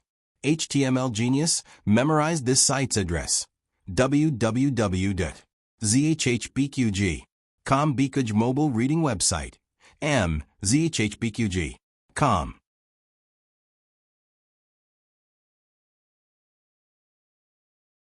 Chapter 754. The latest chapter of this book is not finished yet. For more exciting content, please scan the QR code below to download the app. Novels are updated faster and more frequently. Millions of novels are free to read. Novels that can't be found online are all available here. The rest of the people present didn't know that Black Wind King had retired, but Han Yi knew very well. This horse was old and couldn't fight anymore. Plus, it went crazy looking for its previous owner and was judged to have no military value by the Han family. The Han family announced that it was retired. In reality, they didn't want it anymore and left it to fend for itself. According to Chu Nan, when it found out that its previous owner was never coming back, it wouldn't hesitate to sacrifice itself. After so many days, it was starving to death. Why was it standing in front of him all of a sudden? No, it wasn't all of a sudden. It had lost a lot of weight. Han Che had always envied his elder brother's mount and dreamed of riding it himself. He went to see it every few days, so he was very familiar with its appearance. He suddenly understood that Xiao Lulang must have picked up a horse. Xiao Lulang was a doctor who knew what method he used to prolong Black Wind King's life. Unfortunately, Black Wind King had lost its will to fight. So what if its life was prolonged? He was nothing more than a walking corpse. Han Che, who figured it all out, didn't have a trace of fear in his heart. Instead, it was replaced by endless ridicule and disdain. "I was wondering who it was. So it's you, Xiao Lulang." He rode on his Black Wind mount and looked at Gu Jiao's handsome face with a red birthmark. He said sarcastically, "You don't have money to buy a horse, so you stole our Han family's old Black Wind King?" As soon as these words came out, everyone was shocked. What? Stole? His Black Wind King was stolen? I was wondering, it's obviously Heir Han's mount. How did it end up in this kid's hands? The cavalry contestants began to whisper among themselves. A horse to a cavalry was like a weapon to an expert. Everyone wanted to have the best. However, they often couldn't obtain the best things, and they definitely didn't want their opponents to obtain them. If it belonged to someone that everyone could only look up to, then everyone's hearts would still be balanced. However, once it was snatched away by an ordinary person, this balance would be instantly broken. So it was stolen. The realization made them feel a little better. Unfortunately, Gu Jiao's existence was not to satisfy some people's self-consolation. She was here to shatter their fantasies. Gu Jiao said calmly, "The Black Wind King of your Han family? Why don't you try calling it and see if it responds?" Han Che choked. He stared at the horse on Gu Jiao's back and said seriously, "Black Wind King, come here." The Black Wind King didn't move. "Black Wind King," Han Che ordered again. The Black Wind King remained as still as a mountain. Han Che frowned. Strangely, this horse was not usually so indifferent to him. It did not allow him to ride it, but at least it gave him some response. Han Che racked his brain and suddenly had an idea. Horseshoe. The horseshoe on its feet belongs to our Han family. Gu Jiao patted the Black Wind King and said, "Come on, boss. Raise your horseshoe and let this blind man see it." Han Che was furious. "Who are you calling blind?" The Black Wind King raised its own hoof. It no longer had the horseshoe on its feet. It was a new one from the State Preceptor Hall. If he had the guts, he would go and argue with the State Preceptor Hall and see if it was the State Preceptor Hall that stole their horse. Han Che gritted his teeth and changed the direction of his attack. "Xiao Lulang, you don't have the right to participate." Gu Jiao raised her eyebrows. "I'm qualified to be here." "Speaking of which, didn't your Han family also hire someone to pretend to be a collateral descendant?" "You." Han Che choked with guilt. On the other side, his father's lieutenant shook his head slightly, indicating that he should not be led by the nose by Xiao Lulang. The more he said, the more it would prove that the Black Wind King belonged to Xiao Lulang. Xiao Lulang's every move seemed to be an answer to Han Che's doubts, but in reality, Han Che had fallen into his trap. Han Che took a deep breath and forced himself to calm down. He snorted disdainfully. "What are you so proud of? It's just an old horse abandoned by our Han family. We already have a new Black Wind King. You can have this old piece of trash if you want to." "So it's an old horse. I heard that the Black Wind King was retired. Isn't it a little too cruel to throw it away after it's retired? I heard that it ran away on its own. It was obviously stolen by this brat. That's enough. That's not important. Is this brat crazy to bring an old horse to participate in the competition? A 16-year-old horse was already useless. If it was in the Han family, an excellent trainer might have been able to prolong its service life. However, in the hands of an ordinary brat, it was no different from a piece of trash. Perhaps the horse sensed the crowd's emotions, or perhaps it had sensed the Black Wind King's age. So what if it was a king? It was old after all. Young and strong horses were the true victors of the battlefield. The battlefield belonged to them. "Get ready." Following the examiner's shout, everyone stood in front of their own fire bridge. In a sense, the cavalry on both sides had a slight advantage. They were only affected by one side. The cavalry in the middle was like a pincer attack, which affected the horses the most. Gu Jiao was on the third fire bridge. On her left was an expert from the Feng family, and on her right was another expert riding a Black Wind rider. The fire bridges were the same length as the explosion zone, but they were not necessarily in the same position. For example, some people's fire bridges started at 30 steps and ended at 70 steps. Others' fire bridges started at 10 steps and ended at 50 steps. The explosion zone was the same. This would cause a lot of disturbance to the horses. Gu Jiao held the reins tightly and gently stroked the Black Wind King's neck. The Black Wind King was very calm. In comparison, the other horses were eager to try. They were more eager to charge than the Black Wind King. The Black Wind King looked really old. It was indifferent to the dangers around it. Will it be burned to death because it can't cross it later? It won't be burned to death, but it might be burned. It seems to be very tired. Is it so old that it can't move? The crowd was criticizing. No one was optimistic about the 16-year-old Black Wind King. The expert from the Feng family said to Han Che, "It seems that the winner of this round will be between you and me." Han Che said arrogantly, "You're wrong. There's no chance for you." The expert from the Feng family said coldly, "Let's wait and see." The gong sounded, and the competition began. The horses tensed up their muscles and leaped forward, galloping forward. This was the round with the highest overall quality of the horses. 4 of the 6 horses were black wind riders, and the other 2 were also strong war horses.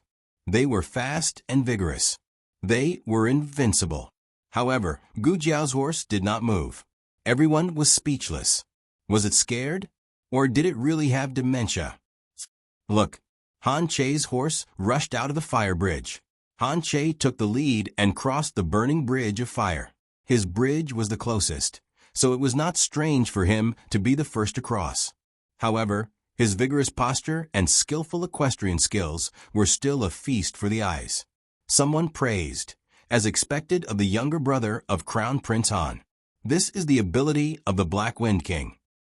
The other 4 horses also stepped onto their respective fire bridges one after another. Gu Jiao and the Black Wind King became the laughingstock of the crowd. Were these 2 guys here to be funny? The competition was over. Halfway through their laughter, a black shadow flashed in front of them. It was so fast that it was hard to see. Everyone was stunned. What just passed? No, I didn't see. That kid is gone. The man and the horse that were originally standing there disappeared. Look. Go, go, go. Before he could finish his sentence, the Black Wind King had already rushed down the fire bridge with Gu Jiao. The Black Wind King caught up with the first opponent and left him far behind. The Black Wind King caught up with the second opponent. The third, the fourth. All the horses suddenly seemed to be moving in slow motion. In fact, it was not that they were slow, but the Black Wind King was too fast, saying that it was old. Saying that it could not run anymore? Then I'll let you bastards have half the time. The Black Wind King's terrifying explosive power stunned everyone. Its muscles were taut, and they could clearly see the movement of its muscles as it ran. That was a sign of full strength. Han Che took the lead and was about to reach the explosion zone. He had already glanced at the second place. He had left the second place far behind. He would definitely be the first. Bang! Han Che's heart skipped a beat when he heard a loud noise. The Black Wind King was not startled. After all, they were trained. However, Han Che was not mentally prepared and almost fell off his horse. Who the hell? Han Che turned his head to look. Whoosh! Before Han Che could see it clearly, the Black Wind King had already rushed into the explosion zone of the third track. The sound of explosions intertwined, smoke billowed, and dust flew. The Black Wind King was too fast, so the frequency of the explosions was also high. It was as if a whip had been lit, and a series of crackling sounds were heard. The rhythm of the entire arena was messed up. The 2 horses were in a mess. One ran off the track, and the other caused the rider to fall off. Both of them were eliminated. The Feng family's expert used his internal energy to stabilize the frightened horses, but it did not take long before they entered the explosion zone. Han Che also entered the explosion zone at the same time. There was another round of crackling sounds. Another horse scampered out of the race in fright. The Black Wind King was not affected in the slightest. It ran as fast as lightning, leaving Han Che and the Feng experts far behind. Even if they were injected with chicken blood, they would not be able to catch up. Gu Jiao's legs tightened around the horse's abdomen. Her strength and the Black Wind King's strength seemed to have merged into one. It was their first battle, but they seemed to have cooperated thousands of times. It was as if they were born with a tacit understanding. They were about to reach the platform. From afar, Gu Jiao felt that the platform was about the same height as her. When she got closer, she realized that the platform was even taller than Gu Changqing. It was at least 2-3 meters tall. Prepare to accelerate. Gu Jiao stood up from the saddle with the stirrups. She leaned over and grabbed the reins. Charge!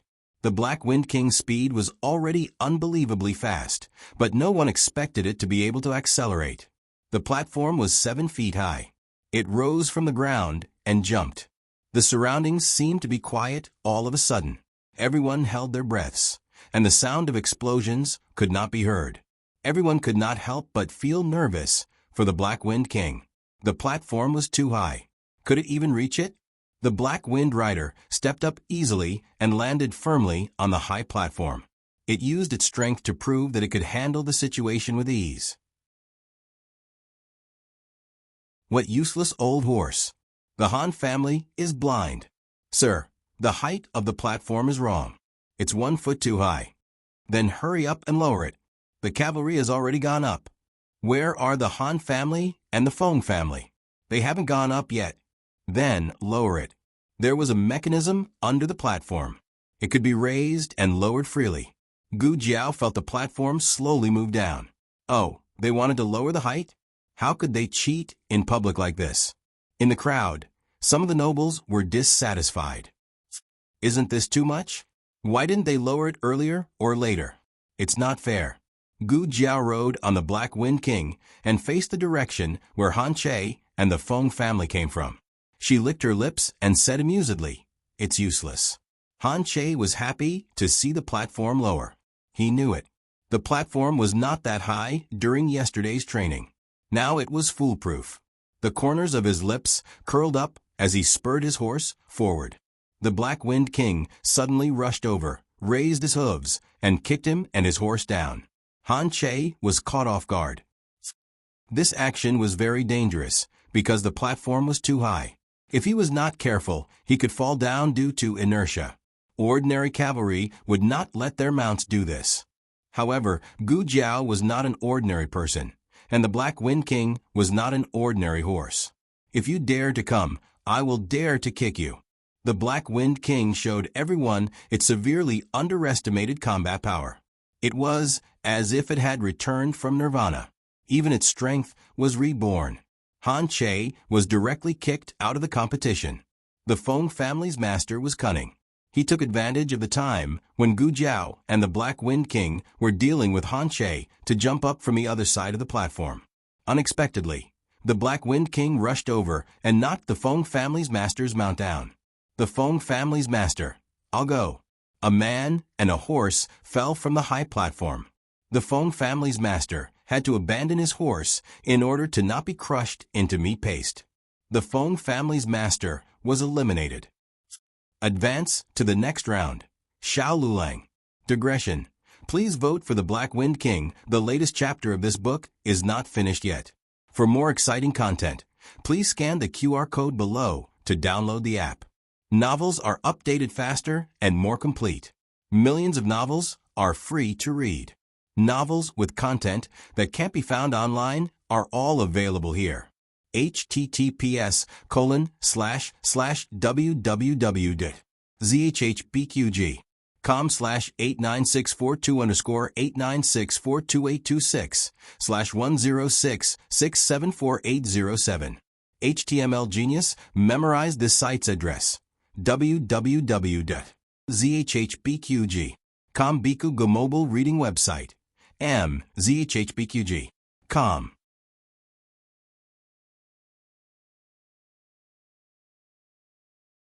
Chapter 755. The latest chapter of this book is not finished yet. For more exciting content, please scan the QR code below to download the app. Novels are updated faster. Millions of novels are free to read. Novels that can't be found online are all available here. Gu Jiao's victory was beyond everyone's expectations. Before the results were announced, Xiao Lulang didn't know about this person at all. Although Xiao Lulang was already famous in the archer circle, the distance between them was like a mountain. The military circle had never heard of this person. There were more than 200 people participating in the preliminaries. 6 people in a round, 44 rounds in total. Not every cavalryman who advanced would receive attention. Obviously, Han Che, who was Han Ye's younger brother, contributed a lot of attention to Gu Jiao. Coupled with the Black Wind King and the Feng family's experts, Gu Jiao suddenly became the hottest topic. Many people wanted to talk to her, but they were too scared by the Black Wind King beside her to go forward. The Black Wind King's aura was too strong, automatically creating a spacious space around Gu Jiao. Gu Jiao enjoyed the feeling of not being squeezed around by others. She stood at the side of the training ground, quietly watching the other people's selections. Gu Chongqing walked toward Gu Jiao. The Black Wind King moved. Gu Jiao gently touched its neck. The Black Wind King was no longer wary of Gu Chongqing. Outsiders naturally couldn't understand the communication between the man and the horse. They only thought that the young man was too bold, daring to approach the Black Wind King. Wasn't he afraid that the Black Wind King would kick him away? One had to know that Han Che and the Feng family's experts were kicked away like this. Not far away, there were several Han family's disciples standing. Gu Chongqing turned around and exchanged glances with them. They made a gesture, and Gu Chongqing nodded knowingly.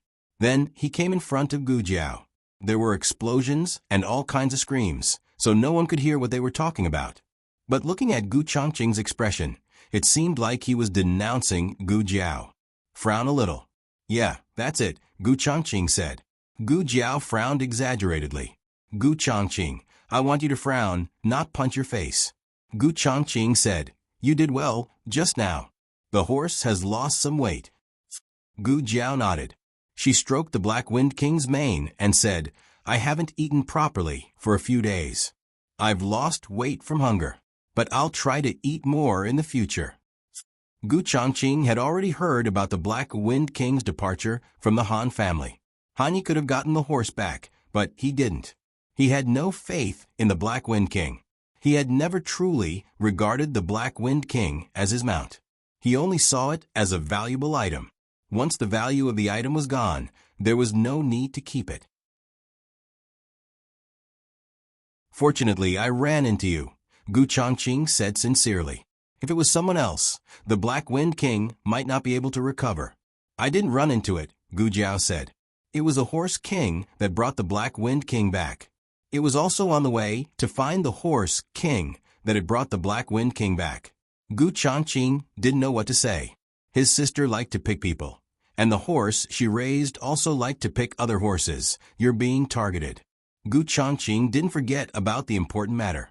If it wasn't a reminder, he wouldn't have told the Han family's disciples that he was coming over to beat this kid up. Oh, Gu Jiao wasn't surprised. Someone from the Feng family? The Feng family's third brother was killed by her in the forest. Not only that, but also the Dong family, Du family, Chen family, and Yang family. Oh, Gu Jiao was even more surprised. These 4 people were all injured by her in the forest.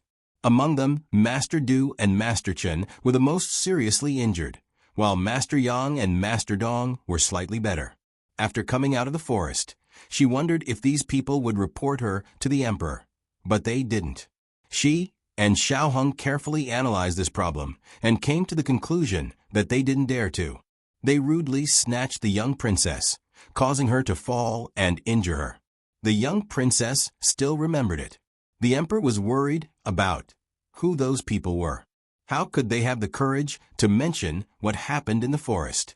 However, because it couldn't be made public, they all hated Gu Jiao. Gu Chongqing said softly, be careful. I will tell the Han family that I'm trying to win you over. Okay, Gu Jiao responded.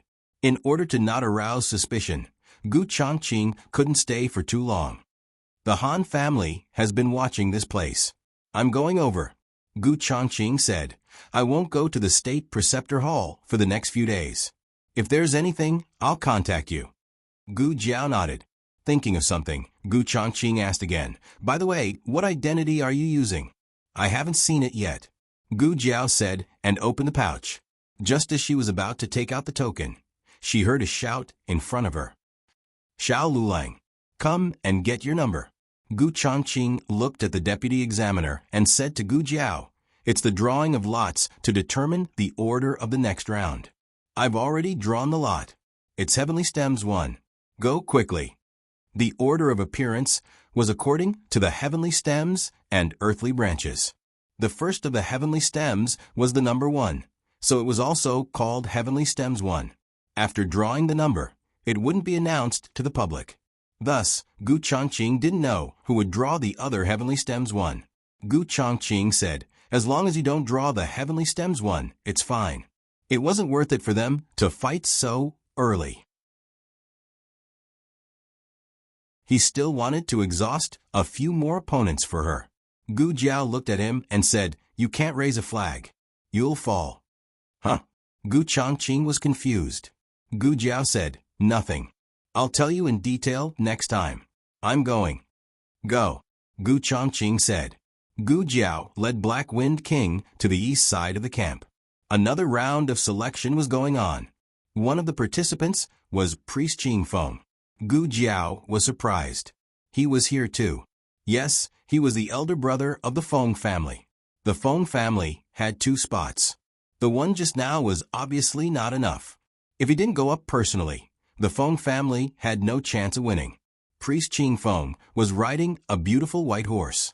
He looked like a celestial being. Even when he was riding, he looked like a celestial being. He rushed out of the fire. His eyes were cold and determined.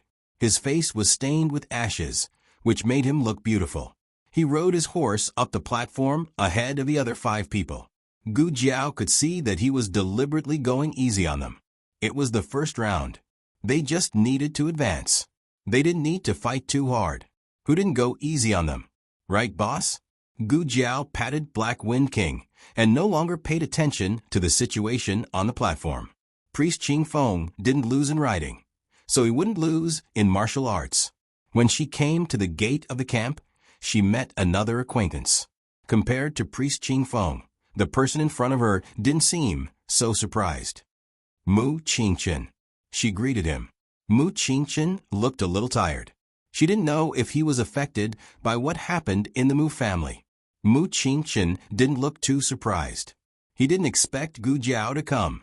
It was just that he saw Gu Jiao during the selection. He didn't ask why Gu Jiao was here. His intuition told him that Gu Jiao wouldn't answer. He looked at Gu Jiao with a complicated expression and said, "I'll do my best." Gu Jiao said, "Me too." At this moment, a soldier came over and took Gu Jiao and Mu Qingchen's horses to the stable to feed them. Mu Qingchen gave the horse to the soldier. Gu Jiao said, "My horse doesn't need to be fed." The soldier said, "It's hot. The horse has consumed a lot of energy. If you don't replenish it with water and food, it will be dehydrated." Gu Jiao still said, "I know. It's not necessary." The soldier opened his mouth. He wanted to say something, but Mu Qingchen said, "Take the horse away." "Ah, yes." The soldier took Mu Qingchen's horse away. When the soldier took the horse to the stable, 2 men in brocade clothes came over. One of them had a white face and no beard, and the other had a goatee. The white man said, "Why didn't you bring it here?"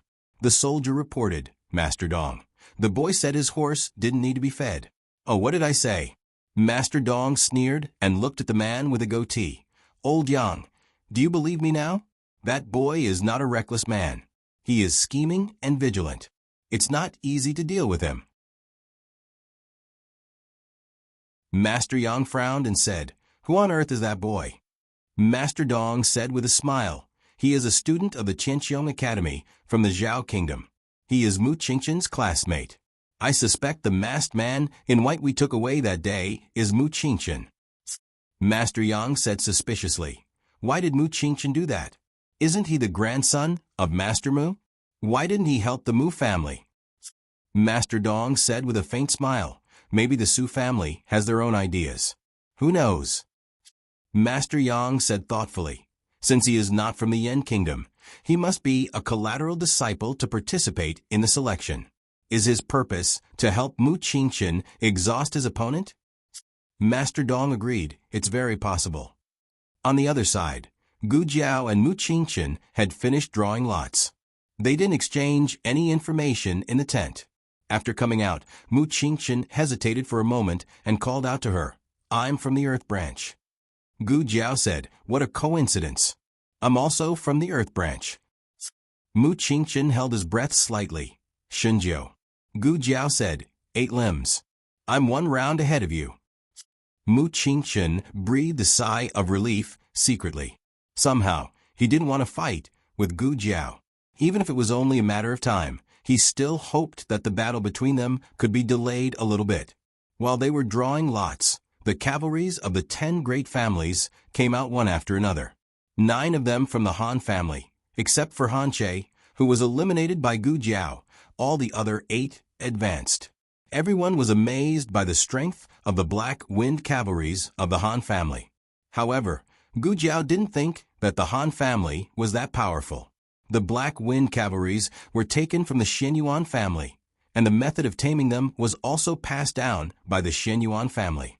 The Han family was just eating the blood of the Xianyuan family.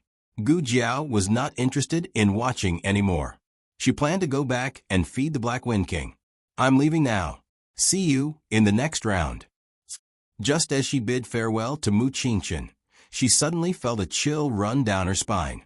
It was as if a terrifying, murderous aura had swept over from the other side of the battlefield.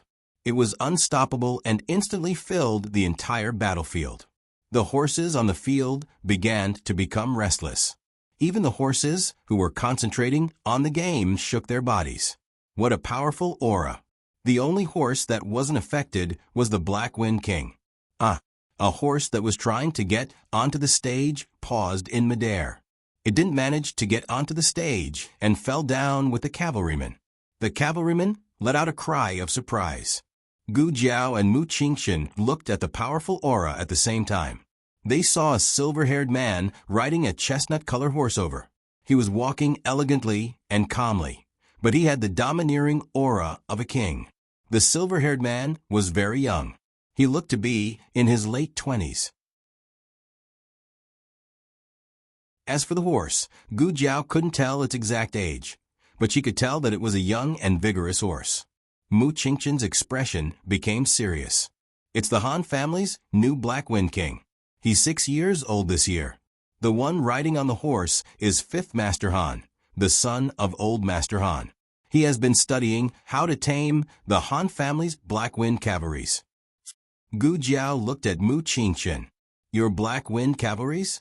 Mu Qingchen looked at her and said, "5th Master Han once said that the Black Wind cavalries, tamed by the Xianyuan family, weren't the most powerful horses in the world. He would use his own methods to tame even more powerful Black Wind cavalries. His new Black Wind King is the result of his taming." "Oh."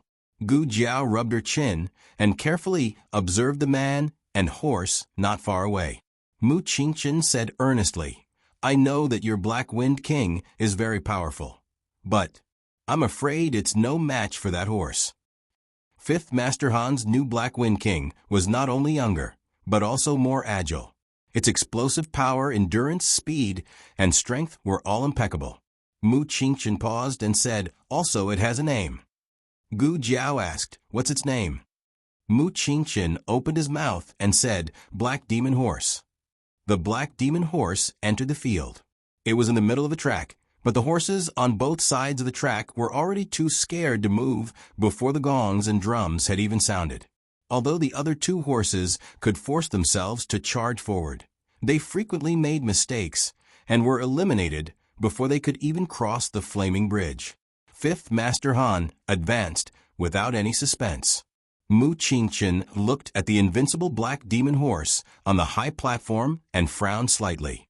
"Your Black Wind King took a total of 17 breaths to reach the high platform, but 5th Han's Black Demon Horse only took 12 breaths. At such a short distance, the Black Demon Horse was 5 breaths faster than the Black Wind King. This was like a 110m hurdle, where the first runner was 5 seconds ahead of the second runner." Mu Qingchen said, "I know your Black Wind King isn't using its full strength, and neither is 5th Master Han's Black Demon Horse. 5th Master Han's martial arts are very powerful. You have no chance of winning. If you meet them next time, I hope you can choose." "Fight," Gu Jiao said. Mu Qingchen frowned. "Didn't she say the opposite?" Gu Jiao mounted her horse and gripped the reins tightly. She looked at 5th Master Han, who was riding his Black Demon Horse, from afar. 5th Master Han's eyes were full of contempt. Gu Jiao felt the provocation from the Black Demon Horse, and she also felt the powerful battle intent from the Black Wind King. She straightened her back, and her eyes were resolute. "I want to fight. Black Wind King, I also want to fight." The latest chapter of this book is not finished yet.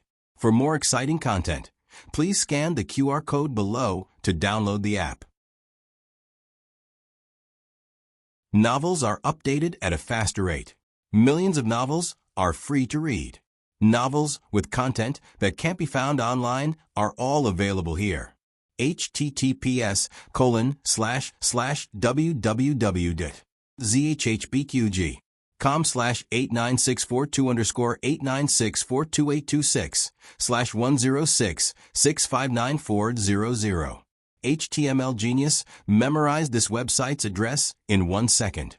www.zhbqg.com Biku Pavilion Mobile Reading Website.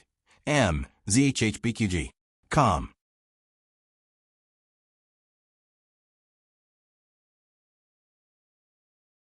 Chapter 756. The latest chapter of this book is not finished yet. For more exciting content, please scan the QR code below to download the app. Novels are updated faster. Millions of novels are free to read. There are all kinds of novels that can't be found on the internet. There can't be 2 kings in a country. There can only be 1 Black Wind King. The same goes for the commander. This is their joint battle. There is no way out. Gu Jiao refreshed Mu Qingqian's understanding again and again, making him feel as if he saw a new life. There were many brave people in the world, but there had never been such a person who was fearless enough to fight against the heavens, against fate, and against all the impossibilities in the world. He had never thought of running away. He always faced the difficulties head-on, even if he had to die. Mu Qingqian looked at the young man beside him. His chest was filled with a long-lost emotion. It was as if he was suddenly pulled back to his young and frivolous age. His blood was boiling rapidly. Everything around him didn't change. But when Mu Qingqian looked at the fierce competition on the battlefield again, he suddenly felt that everything was different. The confrontation between Gu Jiao and 5th Master Han ended with 5th Master Han being announced as the winner. Gu Jiao could stay here until the sky turned dark. If he had the ability, he could always occupy the high platform and not let anyone else choose. The young man looked at him frivolously. 5th Master Han looked away disdainfully and jumped off the high platform on his new Black Wind King. The Su family came to call Mu Qingqian. Mu Qingqian and Gu Jiao said goodbye. Mu Qingqian still had something to deal with, so he went to another part of the camp. Gu Jiao rode Black Wind King out slowly.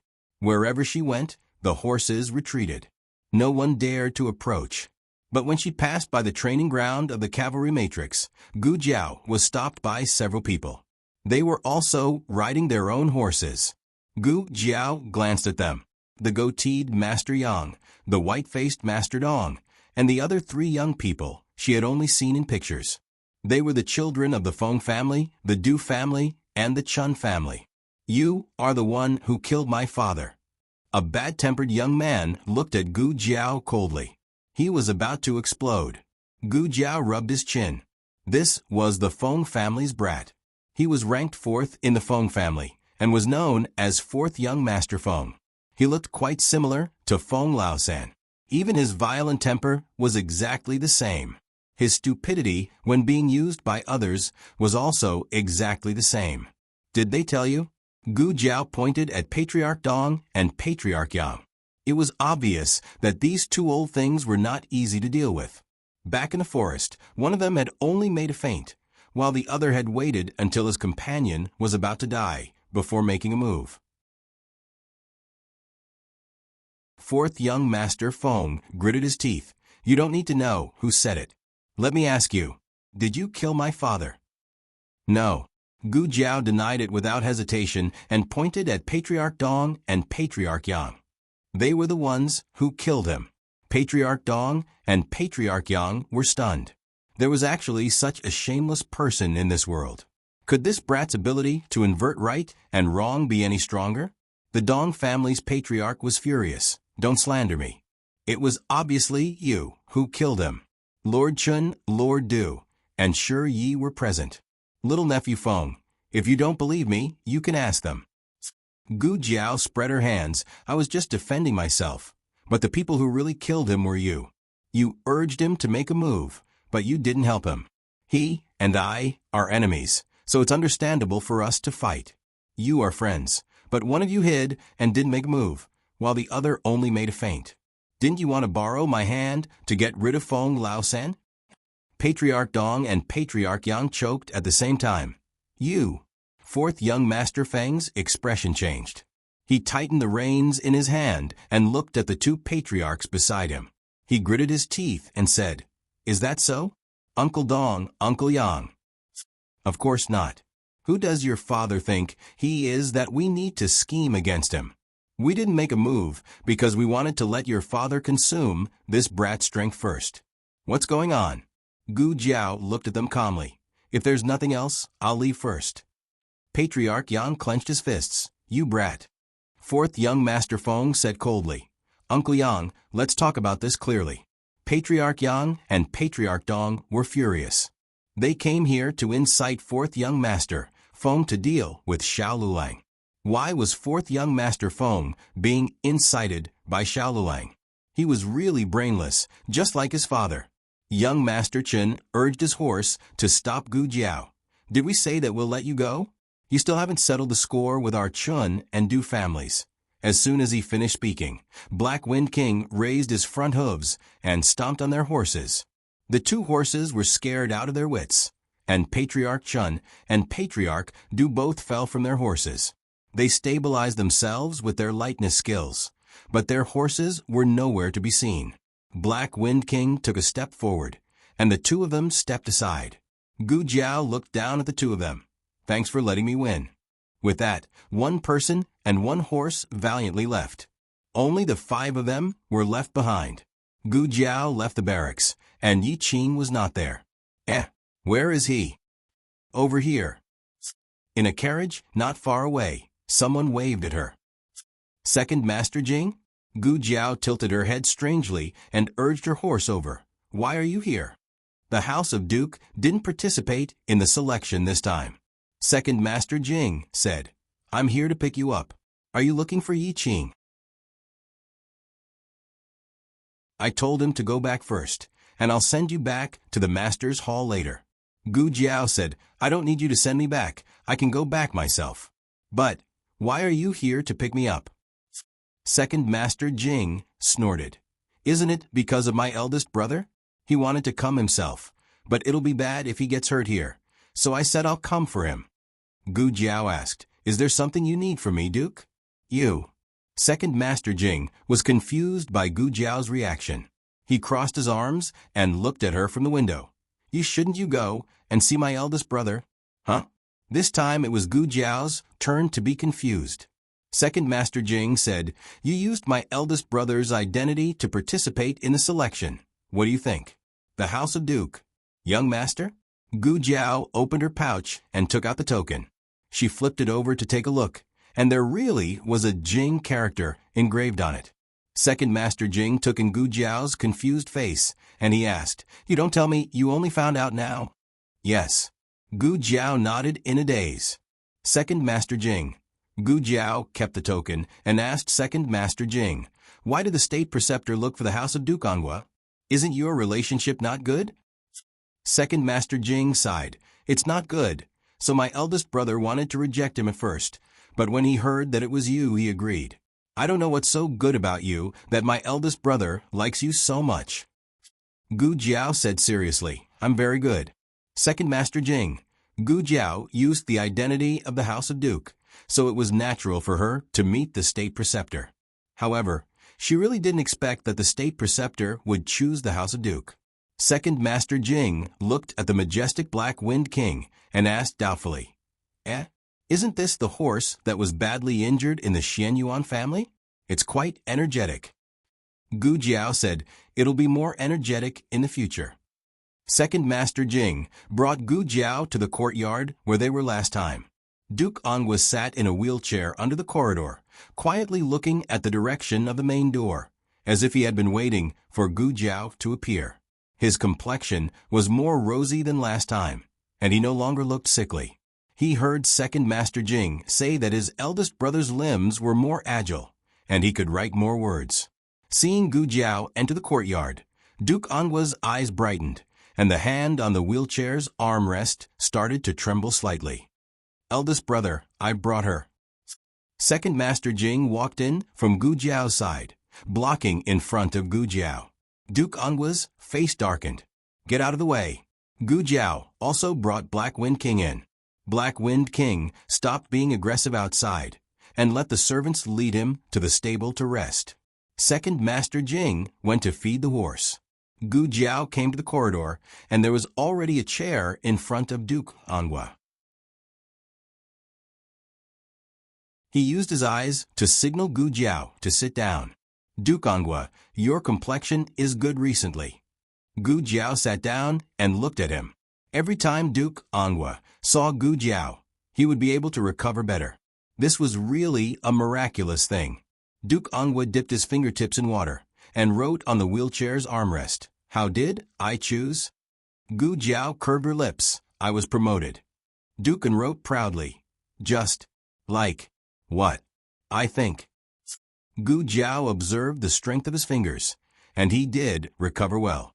Gu Jiao looked at this very amiable face and asked, "Why did you promise state preceptor? I have a lot of enemies." Duke Angua wrote, "I will protect you." A vegetable in a wheelchair actually threatened to protect a killer. A strange emotion flashed through Gu Jiao's heart. She didn't know what it was. It seemed to be a little hot, a little bitter, and a little painful. This kind of pain was not the same as the pain of being injured, so Gu Jiao didn't quite understand it. Duke Angua continued to write, "I have something to give you. Push me in." Gu Jiao pushed him into the study. In fact, he didn't say the study, but Gu Jiao's intuition told her that he was referring there. After entering the study, Duke Angua stared straight at a blue and white porcelain vase on the bookshelf. Gu Jiao walked over, raised her hand, and put it on the vase. She turned it gently, and a secret door opened. Gu Jiao pushed Duke Angua to the door. Duke wrote on the armrest, "East-West, just inside. You go, get it." "Oh." Gu Jiao agreed, and stepped into the secret room. What greeted her eyes was a set of red battle clothes and black armor. The materials of the battle clothes and armor were special, invulnerable to swords and spears, water and fire. Gu Jiao stared blankly at the red battle clothes and black armor in front of her, and didn't speak for a long time. Duke Angua raised his slightly trembling finger and wrote with difficulty, "This is the battle armor that Yinin's grandfather prepared for Yinin. Unfortunately, Yinin didn't have a chance to wear it, so I'm giving it to you now." The battle clothes and armor didn't discriminate between men and women, and could be worn as long as the size was suitable. Gu Jiao's fingertips lightly touched the ice-cold armor. Duke Angua's strength was almost used up, and sweat appeared on his forehead. He continued to write, "Do you like it?" "I like it," Gu Jiao said. When Second Master Jing finished feeding the horses and came over, Gu Jiao had already changed into the battle clothes and armor and was hugging a cold and austere helmet in her hands. Second Master Jing immediately stopped in his tracks. Of course, he knew that his eldest brother wanted to give her the armor, and he was against it at first. After all, it belonged to Yinin, and he didn't approve of giving it away. If his eldest brother really wanted to give it away, he could just go out and buy a set of armor. But when he really saw Gu Jiao in the red battle clothes and armor, standing valiantly in front of him, Second Master Jing suddenly had an illusion. It was as if these things originally belonged to her. After being covered in dust for so many years, they finally had their owner, and she had also taken back her battle clothes and armor. Digression. Xiaoxiang's monthly votes have already exceeded 5%. Big brothers, little cuties, Xuqing still needs 3 votes to reach 100%. Please give your support. The latest chapter of this book isn't finished yet. For more exciting content, please scan the QR code below to download the app. Novels are more complete and updated faster. Millions of novels are free to read. Novels with content that can't be found online are all available here. https://www.zhhbqg.com/89642_89642826/106655127 HTML Genius memorized this website's address in 1 second. www.zhhbqg.com Biku Go mobile reading website. zhhbqg.com.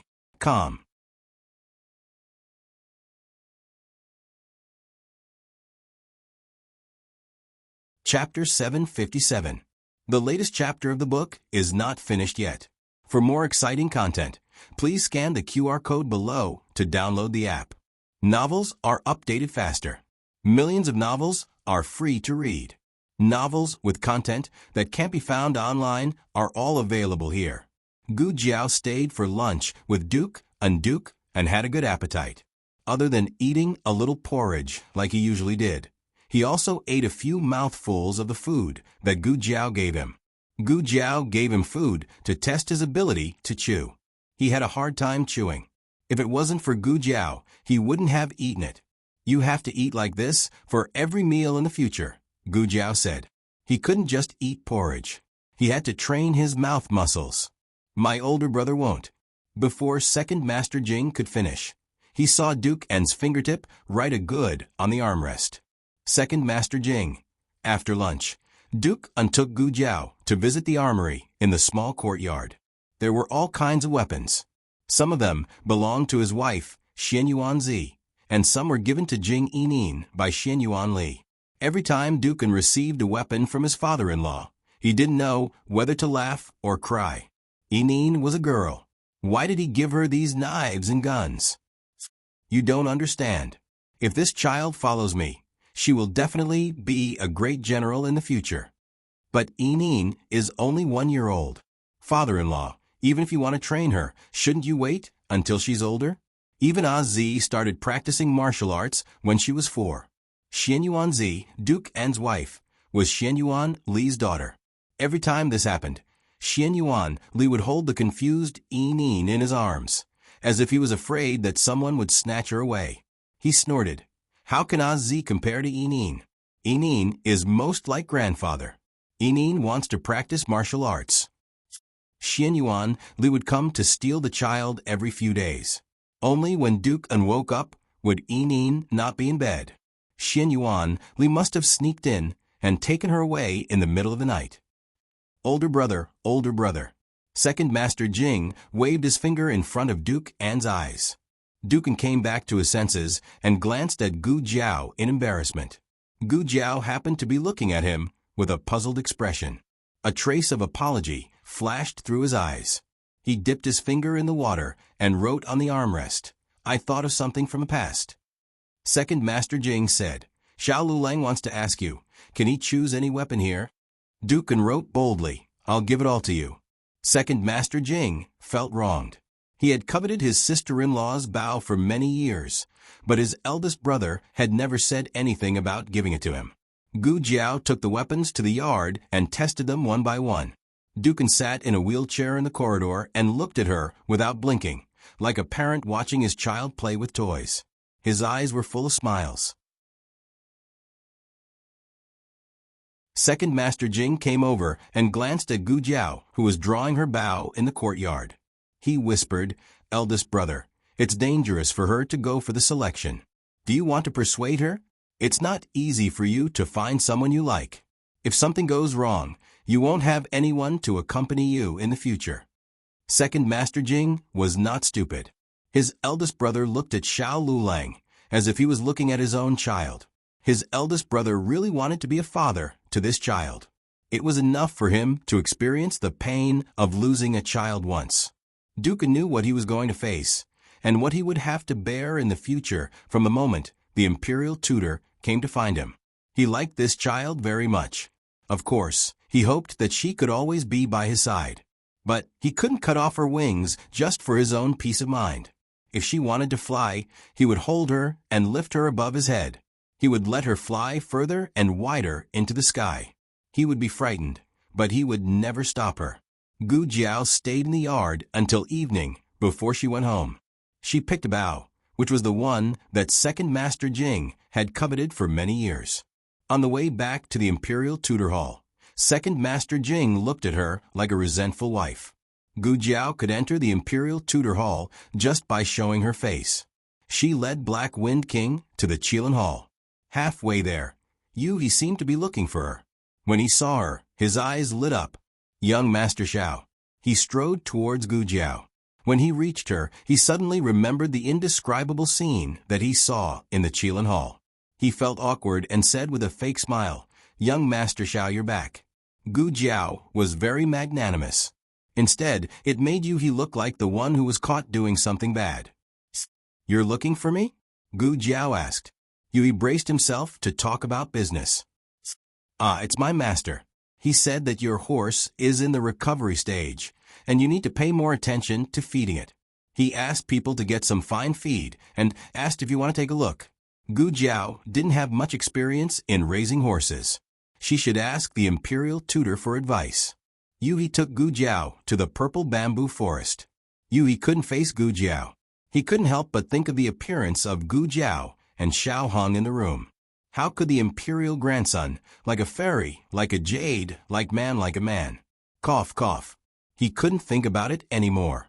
Perhaps to resolve the awkwardness, he tried to find something to talk about. "I think you're very good at raising horses. Little Shi is very good." The Horse King had only been here for a day, but he already knew that it was called Little Shi. He asked, "How do you usually feed it?" Gu Jiao said, Just feed it casually." He smiled. "What do you feed it?" Gu Jiao thought for a moment. "Grass? Sometimes I give it some carrots." Yuhi's mouth twitched. "Are you sure you're raising a horse and not a donkey?" Yuhi continued to find something to talk about. "By the way, I heard from Big Brother that you advanced. I haven't congratulated you yet." Gu Jiao said, "Yes." The conversation died. Yuhi couldn't find anything to talk about. He endured the great awkwardness alone and took Gu Jiao to the state preceptor's small courtyard. The state preceptor went to pick some purple bamboo. Yuhi let Gu Jiao sit in the central room for a while. The Black Wind King strolled in the forest. Yuhi took out the special wine of the state preceptor's palace to entertain Gu Jiao. Gu Jiao took a sip. "It's so sweet." Yuhi smiled. "This is osmanthus wine made by Master himself. There's only one jar a year. Ordinary people can't drink it." At this time, Gu Jiao had finished her cup. She was slightly startled. "It's wine." Yuhi nodded. "Yes, but it's not bitter at all, right? The wine made by my master is." Bang. Gu Jiao's head hit the table. She was drunk. "Yuhi, young Master Xiao, young Master Xiao, young Master Xiao." Yuhi called for a long time, but Gu Jiao still didn't respond. Yuhi was confused. "How can you be so good at drinking? Your martial arts are so good. Shouldn't you not be drunk after 1,000 cups and 10,000 cups? How can you be drunk after just one cup? It's over. How am I going to explain to Master when he comes back?" The state preceptor chopped 2 bamboo sticks and came back. He saw Gu Jiao lying on the table, drunk and unconscious. Yuhi was like a child who had made a mistake. He stood up, lowered his head, and said in a panic, "I'm sorry, Master. I gave young Master Xiao some osmanthus wine." The state preceptor frowned. "You gave her wine?" Yuhi opened his mouth. The state preceptor had always been expressionless when talking to people, but now he was a little unhappy. "She can't drink." Yuhi lowered his head even more. "Yes, I know I was wrong."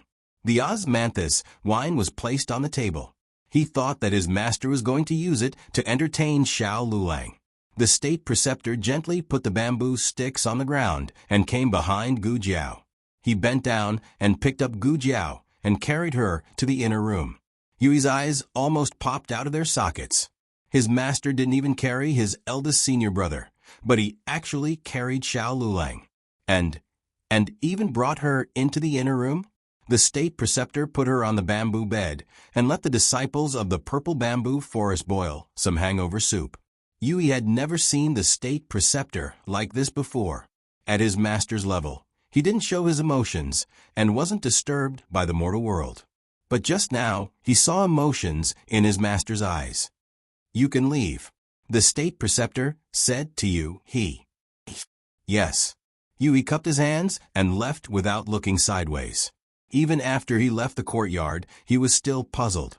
What was the relationship between this Xiao Lu Lang and his master? Why did his master repeatedly make exceptions for him? Gu Jiao's aftereffects were too strong. At first, Gu Jiao was just drunk and sleeping, but later on, she began to have wild dreams. She first dreamed that when she was 8 years old, she was brought back to the organization by a youth wearing military boots. The youth was 16 years old and was the organization's youngest godfather, as well as the most cold-blooded assassin. She was the first child he brought back, but he was the coldest and most unreasonable to her. He would always punish her. In the middle of the night, she would often be the only one running laps on the training field. He was like a cheetah hiding in the darkness, making her not dare to be lazy. She would always be exhausted and then be carried back by him like a sack. For the most dangerous mission, he would never call anyone else. "Shadow, you come with me." She once suspected that he wanted to use the mission to kill her. She and her companions were taken hostage, but he didn't even look at her as he saved her companions and left. However, it was also at that time that the companions he cared about were killed, and she, who didn't even get a glance from him, survived. At that moment, she seemed to understand something. "Wake up. Drink some hangover soup before you sleep." The voice seemed to come from the water and entered Gu Jiao's mind. The scene in the dream was shattered. She opened her eyes in a daze and looked around. Before she could react, she closed her eyes and fell asleep again. She continued to dream. But it wasn't the dream, just now. The weather was good, and she came to a small courtyard full of lilies. There was a cluster of green bamboo in the corner of the courtyard. A gentle breeze blew, and the bamboo leaves and lilies danced together. She recognized that this was the courtyard she had been to in the afternoon. Why did she come back? Where was the Duke? Just as this thought flashed through her mind, she saw the door to the upper room open and someone walk out. But it wasn't the Duke, but a pregnant woman. She was wearing a purple battlesuit and silver armor. She held a longbow in her hand as if she was about to go to war. The young Dukan walked out and looked at her deeply. His eyes were slightly red. She smiled and said, "Take care of Enine. I'll be back soon." "But you didn't come back." This sentence suddenly flashed through Gu Jiao's mind. She looked at the woman's back as she walked out of the courtyard. "Don't go. You will die on the battlefield." Gu Jiao wanted to stop her, but she couldn't make a sound from her throat. She tried a few times. Suddenly, the little girl in the room stumbled out. Her tender voice cut through the air. "Mother." Gu Jiao's body shook and she opened her eyes. There was some sound in her ears. She didn't know if it came from herself or from the dream. "You're awake." The state preceptor sat on the chair in front of the bed and looked at her indifferently. "Do you want some hangover soup? Or not?" Gu Jiao looked around and found that this was an unfamiliar room. But when she looked out the door and saw the familiar central room, she knew that she was still in the small bamboo house in the purple bamboo forest. "No need, I'm awake." Gu Jiao sat up. Her head still hurt a bit. "What kind of wine did you make? It has such a strong aftertaste." "It's because your alcohol tolerance is too low." The state preceptor said, "Yi Qing can drink a jar and still be fine." Gu Jiao was clear about her alcohol tolerance. It was rare that she was silent and didn't refute.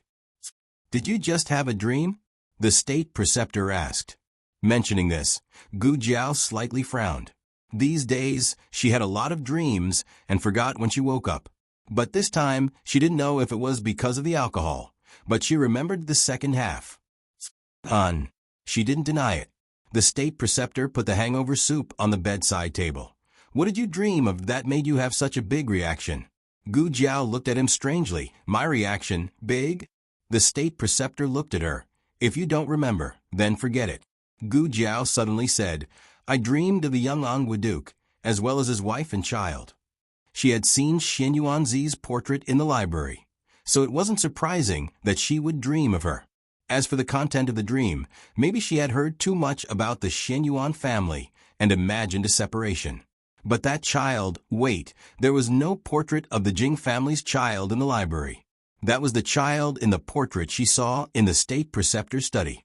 Was that child really Jing Yinin, or did she just put the appearance of a random child on the Jing Yinin in the dream? The state preceptor felt Gu Jiao looking at him. "Why are you looking at me like that?" Gu Jiao asked. "Is the girl in the portrait in your study Jing Yinin?" The state preceptor didn't seem too surprised. "You saw it all?" Did he admit it? The state preceptor nodded and sighed. "Yes, she is Jing Yinin." Gu Jiao asked seriously, "What's your relationship with Jing Yinin?" The state preceptor looked at Gu Jiao, and his expression suddenly became serious. "Do you really want to know?" Gu Jiao, "Yes." The state preceptor paused, and then said to Gu Jiao, "Well, when you win the selection and become the commander of the Black Wind Cavalry, I will tell you everything." The latest chapter of this book is not finished yet. For more exciting content, please scan the QR code below to download the app. The novel will be updated more quickly. Millions of novels will be read for free. You can find all the novels that you can't find on the internet here.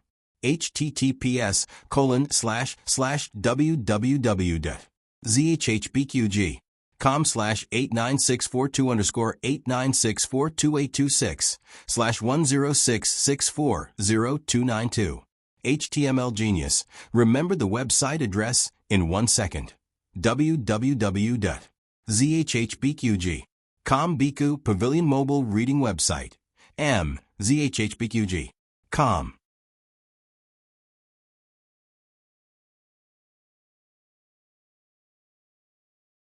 Chapter 758.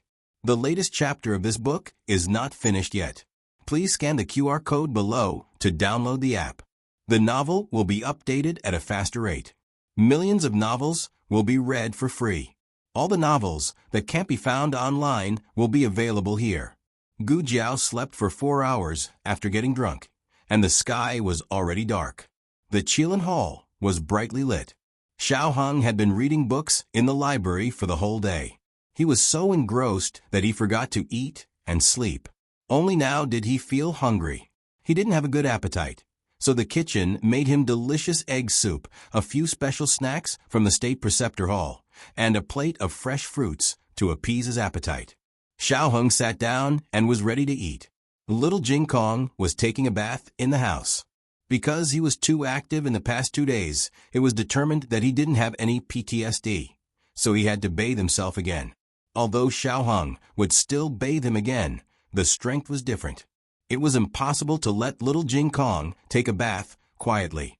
He used to be the little monk who was the best at chanting scriptures in the temple. Although he didn't chant scriptures anymore, he had an interest that made him more intoxicated. He tied strange strips of cloth around his body, struck strange poses, and began to sing. Hawthorn a pair, op cherry, o pear. Bring them all to wash, bring them all to wash. If you don't wash them all, I'll have diarrhea. Xiao Heng, who had just picked up a hawthorn, was speechless. Xiao Heng put down the hawthorn decisively and didn't touch the rest of the fruits. He looked at the snacks on the plate. The snacks were fried, and he didn't know what the ingredients were. In short, they looked crispy and golden, and there was even sauce. He picked up a piece with his chopsticks and took a small bite. Ka! Just the sound alone was enough to whet one's appetite. Xiao Heng thought, "Oh, what is this made of? It's so crispy."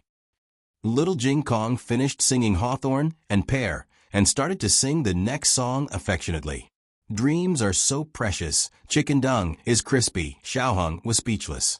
Little Jing Kong changed his tune in a second. Hot pot and barbecue in the toilet. Once I wake up, I'll lick it. F***CK heartless. Xiao Heng, who had just licked a mouthful of sauce. A quarter of an hour later, the Qilin Hall was filled with the angry voices of little Jing Kong. Ah, bad brother-in-law is here. He's coming with a feather duster. Run quickly. It was another chaotic night. The solemn Grand Preceptor Hall seemed to have become a scene of fireworks in the mortal world because of the quarrel between the adult and the child. 3 days later, on the first day of the 7th lunar month, today's competition was the true first round of the selection. The location was still the Han family's Black Wind camp. A total of 44 cavalrymen had advanced to the next round. In the preliminary round, 6 would advance to the next round, and 2 would advance to the next round. Outsiders were not allowed to watch this kind of selection in the military camp. Only the soldiers of the military camp or those who were related to the selection could appear at the scene. Xiao Hong took the carriage and sent Gu Jiao to the entrance of the barracks. He watched as Gu Jiao rode the Black Wind King into the barracks before letting the carriage leave. However, he didn't go far. He found an inconspicuous shade and waited. Not far away, another carriage was parked. Duke Un and Second Master Jing sat in the carriage. "The weather is so hot. I told you not to come, but you just had to come," Second Master Jing muttered. Duke Un didn't say anything. The main thing was that he couldn't say anything even if he wanted to. He quietly waited here, waiting for Gu Jiao to come out, regardless of whether she succeeded or not. Gu Jiao didn't come early. Everyone else had arrived. A soldier came to her to take the number plate and hang it on the bulletin board. "Can I go and take a look?" Gu Jiao asked a soldier passing by. The soldier said, "Yes." Gu Jiao walked over. The number plates were almost full. It seemed that everyone had arrived. The first number plate belonged to Gu Changqing.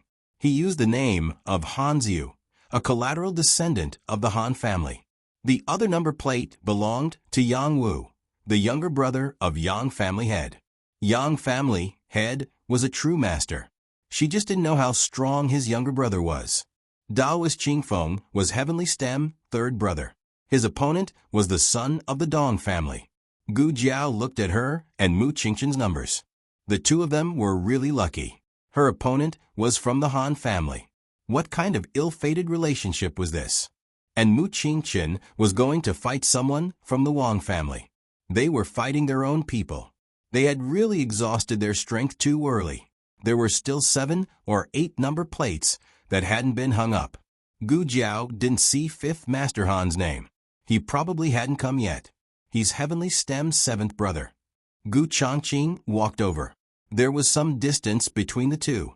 At first glance, it seemed that they didn't have any interactions. Earth Stem's 6th brother. Gu Jiao's gaze fell on the Earth Stem's 6th brother's position. There was already a number plate there. "Su Chun?" Gu Changqing pretended to look at the number plate and said in a low voice, "Su Yuan's younger brother, Mu Qingchen's uncle. Is he powerful?" Gu Jiao asked. "It said that he's a master." 5th Master Han was originally planning on swapping numbers with someone else, Gu Changqing said. Gu Jiao murmured. Was he afraid that he couldn't beat Su Chun? Gu Changqing said, "No, he wanted to beat you and eliminate you." Strictly speaking, it wasn't possible to casually swap numbers in this kind of selection. However, this was the Han clan's home ground, and Gu Jiao had coincidentally drawn a member of the Han clan. Gu Jiao had the same idea. She wanted to eliminate 5th Master Han. She asked regretfully, "Then why didn't he swap numbers?" Someone walked over. Gu Changqing waited for that person to pass before saying, "Because he discovered that your opponent was Han Xiaoyu. This person is a member of the Han clan's side branch. He didn't come from a good background, so he didn't join the main clan. However, he is extremely powerful. He fought his way out of the underground arena and is ranked in the top 20. So that's how it was. 5th Master Han was planning on taking care of Su Chen himself and having Han Xiaoyu take care of Gu Jiao. That's pretty good, Gu Jiao said.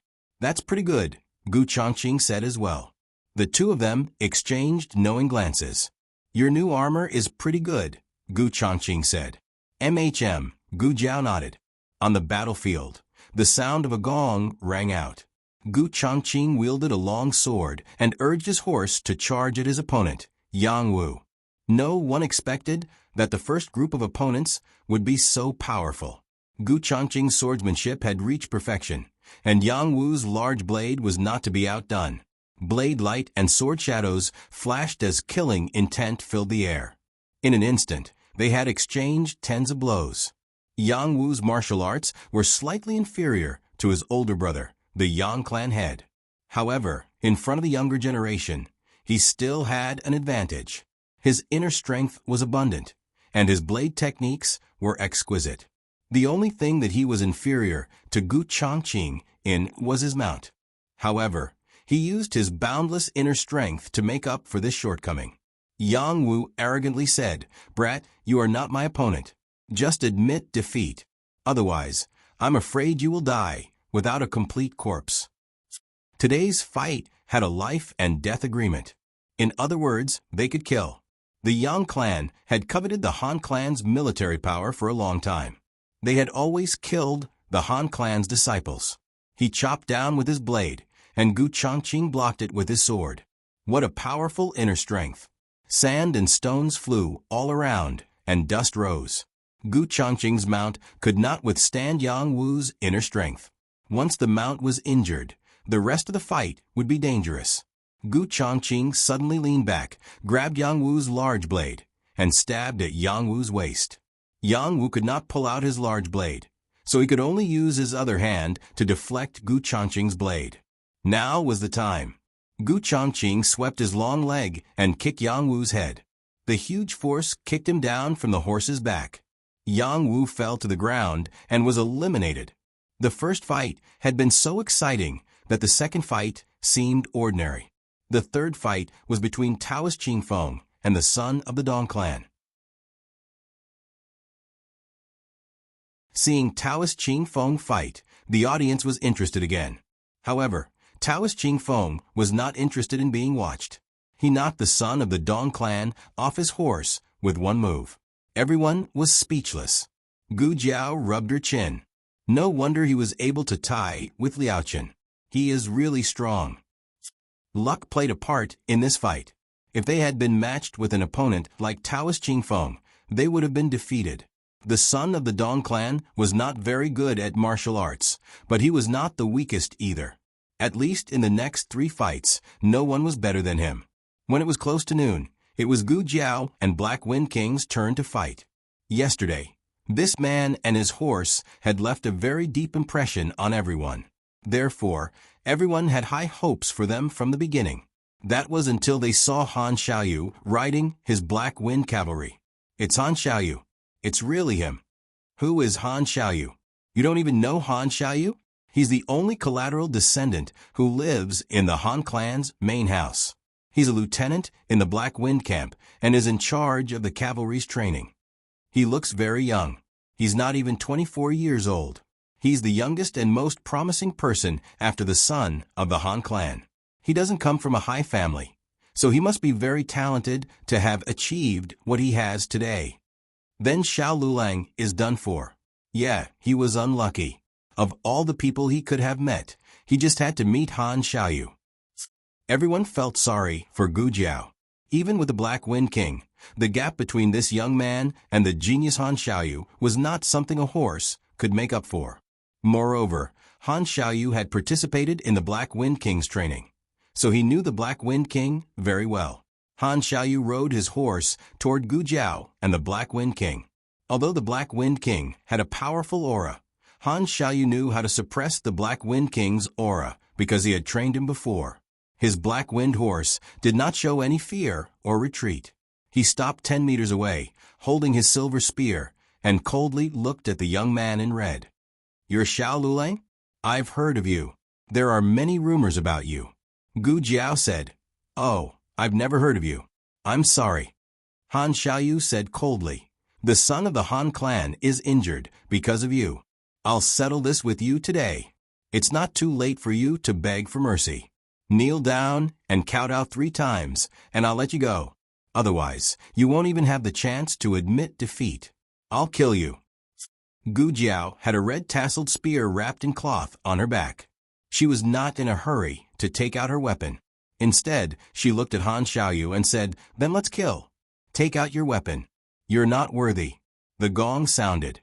Han Xiaoyu spurred his horse and thrust out his spear. A normal horse would have turned around and dodged when faced with such a strong killing intent. However, the Black Wind King did not dodge. Gu Jiao pulled the reins and clamped her legs on the horse's belly, urging the Black Wind King to accelerate at full speed. The surrounding cavalrymen were in an uproar. Is he crazy? Is he sending the Black Wind King to its death? Han Xiaoyu is most proficient with the spear. With this spear, the Black Wind King's head will be pierced. Does he even know how to fight? This is a taboo. The Black Wind King had also been trained to evade in the past, but this time, it tried its best to restrain its muscle memory. It trusted Gu Jiao wholeheartedly. Gu Jiao told it to charge, so it charged forward bravely. It raised its speed to the extreme, so fast that it could only be seen as a blur. Han Xiaoyu frowned. Xiao Lulang purposely let the Black Wind King die in exchange for a chance to attack me at close range to win this round? Xiao Lulang wants to kill me. Han Xiaoyu's eyebrows twitched.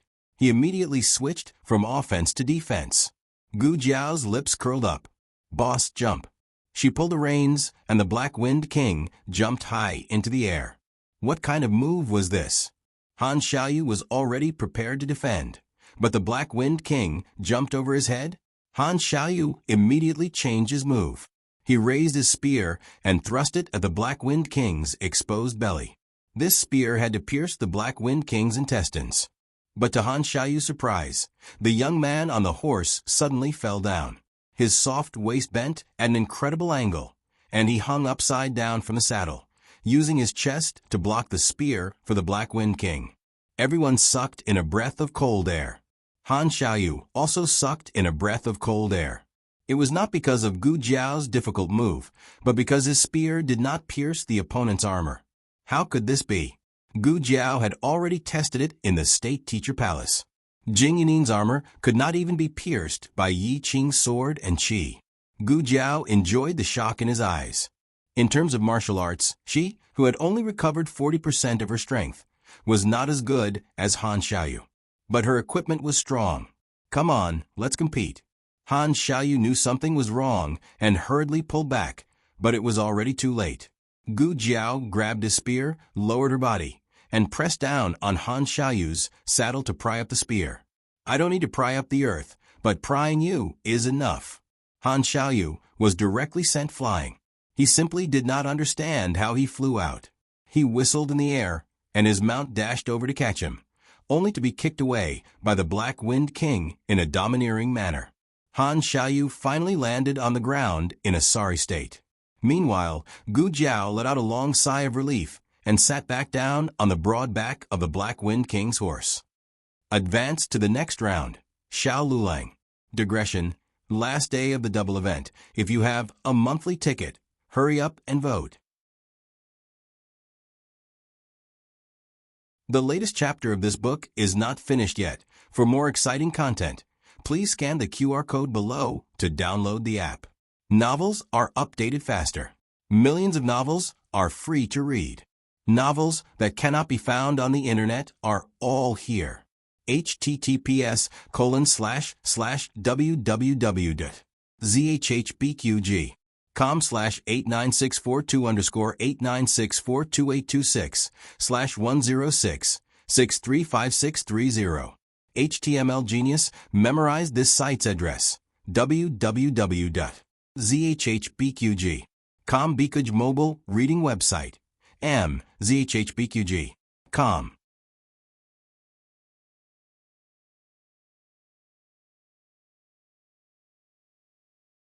Chapter 759. The latest chapter of this book is not finished yet. For more exciting content, please scan the QR code below to download the app. Novels are updated even faster. Millions of novels are free to read. Novels that can't be found online are all available here. Gu Jiao's match was after Taoist Qingfeng's. It was another match that left everyone dumbfounded. What was going on? How did Han Xiaoyu fly out? Did you see it clearly? Cavalry A asked Cavalry B. I didn't. Did you see it clearly? Cavalry B asked Cavalry C. Cavalry C. I didn't see it either.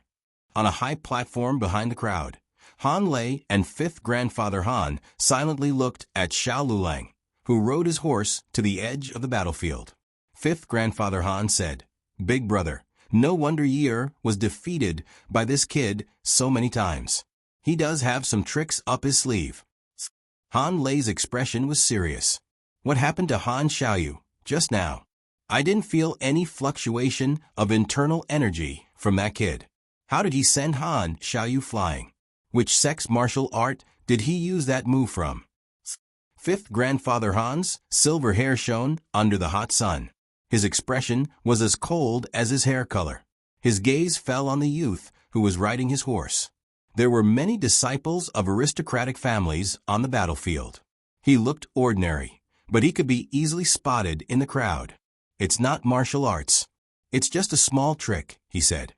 Han Lei frowned. He didn't understand. A small trick. Fifth grandfather Han said, "Big brother, do you still remember the catapult?" Han Lei put his hands behind his back and nodded. "I remember. It's one of the war chariots used to attack cities. It's very destructive and can be used to attack city gates and walls. It can also be used to attack the soldiers guarding the city." Could it be that he just... Fifth grandfather Han nodded. "That's right. He used Han Xiaoyu as a rock and pried him out. He understands the logic, but very few people can create such an environment and opportunity in close combat." From the moment he entered the battlefield, he started calculating the attack distance, the height of his jump, the angle of his waist, and even the speed of Han Xiaoyu's spear. He has a clear picture in his mind. Han Lei said, "I still don't understand." Fifth grandfather Han said, "Big brother, you don't need to understand. Big brother, you just need to know that this kid is a genius." Han Lei turned to look at fifth grandfather Han and smiled ambiguously. "You even know how to praise people?" Fifth grandfather Han continued, "But geniuses also need a bit of luck. If it wasn't for the armor he was wearing, he would have died under Han Xiaoyu's spear."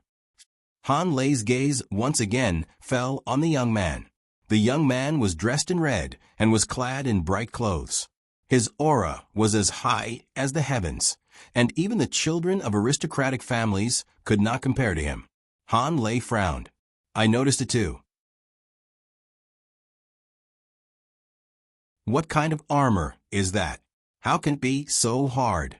Fifth Master Han asked, "Big brother, do you still remember Xian Yuanli's armor? I'm talking about his best suit." Han Lei was reminded of a certain memory and frowned slightly before saying, "I remember. Back then, he relied on that armor to infiltrate the Jin nation's enemy camp alone and rescued the captured monarch. But after he was defeated and died, we didn't find that armor. He was wearing ordinary armor. You can't be thinking that Xiao Yolang's armor is the same as Xian Yuanli's, right? It doesn't look like it." Fifth Master Han said maybe it was made of the same material, or maybe it was made by melting down Xian Yuanli's armor. Han Lei sighed. 15 years ago, if Xian Yuanli didn't change out of that armor, he might not have died so quickly. Fifth Master Han said calmly, "His life and death alone can't change the overall situation. The Xian Yuan family's defeat is destined." Han Lei did not refute this point. "That's true. With the appearance of the Emperor's star, how could the monarch keep the Xian Yuan family alive? It's a pity that the armor didn't fall into the hands of our Han family. Let's talk about the selection this time. Xiao Lulang is a tough one. You didn't meet him in the first round, but it might not be the case in the next round." Gu Jiao had already ridden to the spectator area. The Black Wind King's aura prevented people from entering, leaving him a comfortable space. Fifth Master Han looked at Gu Jiao and said, "He's not my match." Han Lei turned around and patted Fifth Master Han's shoulder with a smile. "Don't underestimate him, fifth brother." Han Lei looked at Gu Jiao and said seriously, "Don't worry, big brother. I won't underestimate him. If I meet Xiao Lulang, even if I know he's not my match, I'll still do my best." Gu Jiao's next match was Mu Qingqian. His opponent was Wang Su's younger brother, Wang Yi. According to seniority, he had to call him uncle. Wang Yi smiled. "Don't be afraid of me just because I'm your elder." Mu Qingqian held his sword and cupped his hands. "I'll do my best. Please advise me, Uncle Wang." Wang Yi retracted his smile and pulled out his scimitar. He said majestically, "Then let me see if your martial arts have improved in the past few years." With the sound of the gong, the two of them charged at each other on their horses. Mu Qingqian's weapon was a sword, while Wang Yi's was a scimitar. It was said that the sword countered the scimitar and the scimitar countered the spear, but that was not the case.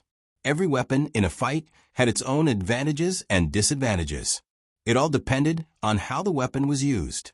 Wang Yi used a domineering scimitar, which could suppress his opponent in an instant. Mu Qingqian's swordsmanship focused on swiftness and lightness. Mu Qingqian's sword could be easily blocked by Wang Yi's scimitar. However, if Wang Yi's scimitar came down, Mu Qingqian might not be able to block it.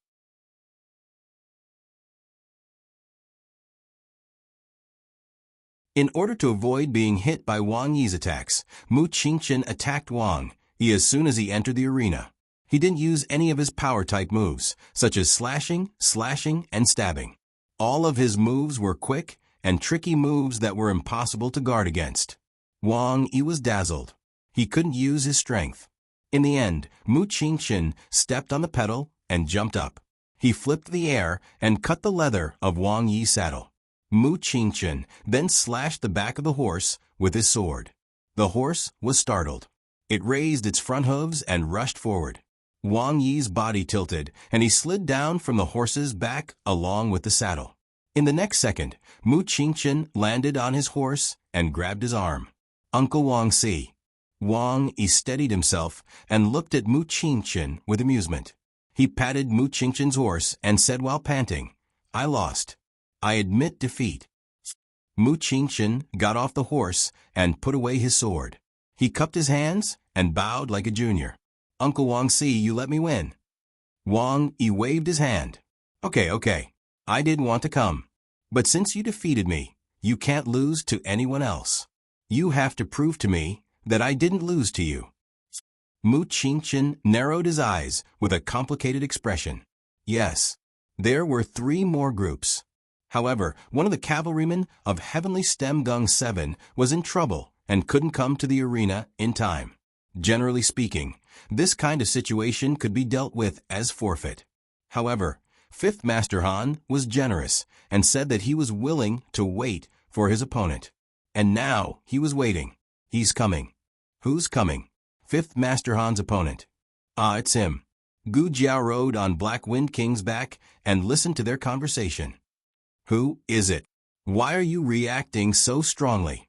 "It's Nan Gongjing, the first daughter of the Nan Gong family." Hearing this, Gu Jiao grunted and looked over with interest. Sure enough, she saw a woman in armor riding a horse towards the battlefield. Nan Gongjing, the first daughter of the 3rd branch of the Nan Gong family. She was 17 this year and had good martial arts skills. Wait, I don't remember her being in the cavalryman yesterday. Nan Gongjing rode his horse to the platform where 5th Grandfather Han and Han Lei were. He looked up at the two and said, "My father has something to do and can't come. Can I fight in his place?" She couldn't fight according to the rules. Otherwise, what if everyone asked for help? 5th Grandfather Han looked at her condescendingly and said, "Okay." Nan Gongjing said, "Please." 5th Master Han walked down the stage at a moderate pace. Gu Jiao touched her chin. She had always wondered why 5th Master Han's hair turned white at such a young age. 5th Master Han didn't ride his own black demon horse. Instead, he rode an ordinary black wind rider. Nan Gongjing frowned and asked, "5th Master Han, why didn't you use your own horse? Are you looking down on me?"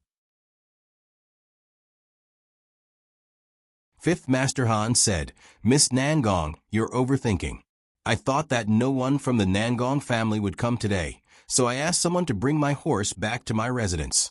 If I went back to get it, I'm afraid I'll have to make you wait." The content of his words was polite, but his expression and tone were completely different.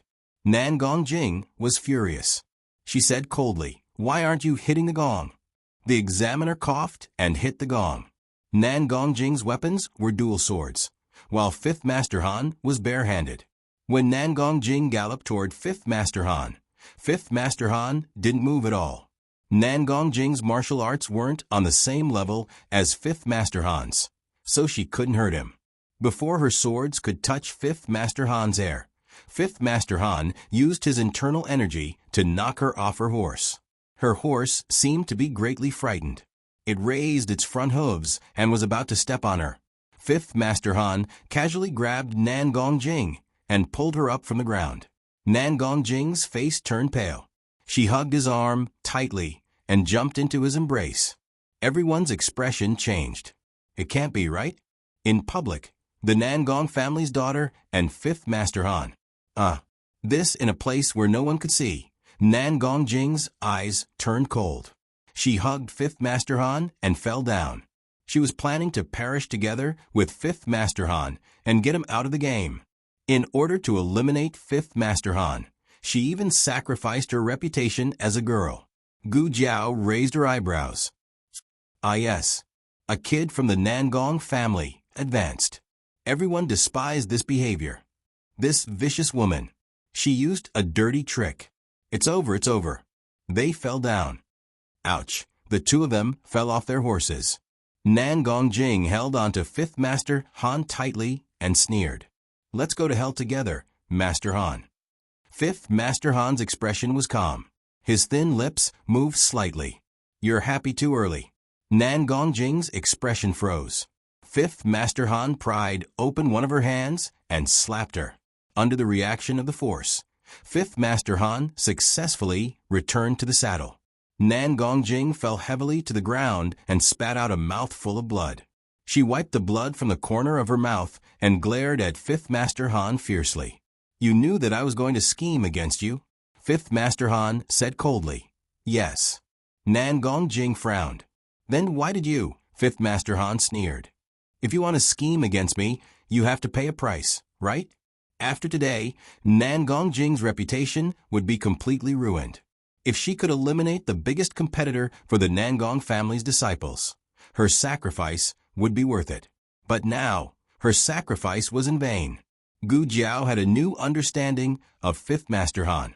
He was truly a ruthless man. He didn't even care about a beauty like Nangong Jing. The next 3 rounds weren't that amazing, and the next round didn't have a number plate. After watching, Gu Jiao went to the stable to feed Black Wind King. There was still a one-on-one duel in the afternoon. They couldn't leave the camp until everyone finished. At this moment, everyone thought of eating by themselves. They left the horses to their servants. When Gu Jiao came with Black Wind King, there weren't many people in the stable.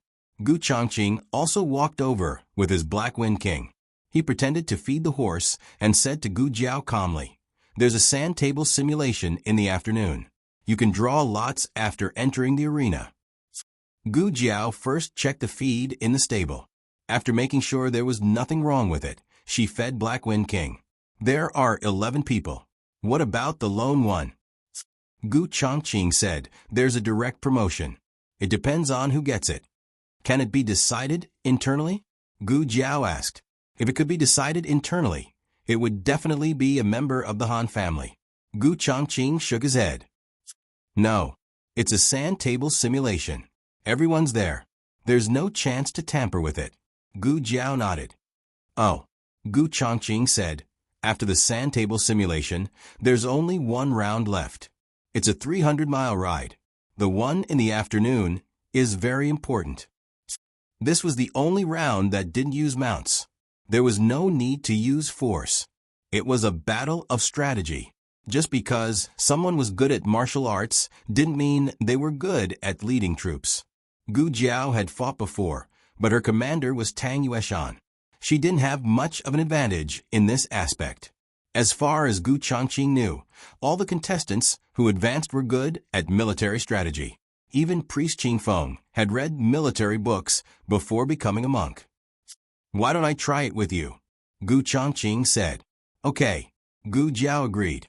Gu Chongqing broke off 2 branches and gave one to Gu Jiao. He drew a sketch on the ground. This is a well-fortified city. It's easy to defend and hard to attack.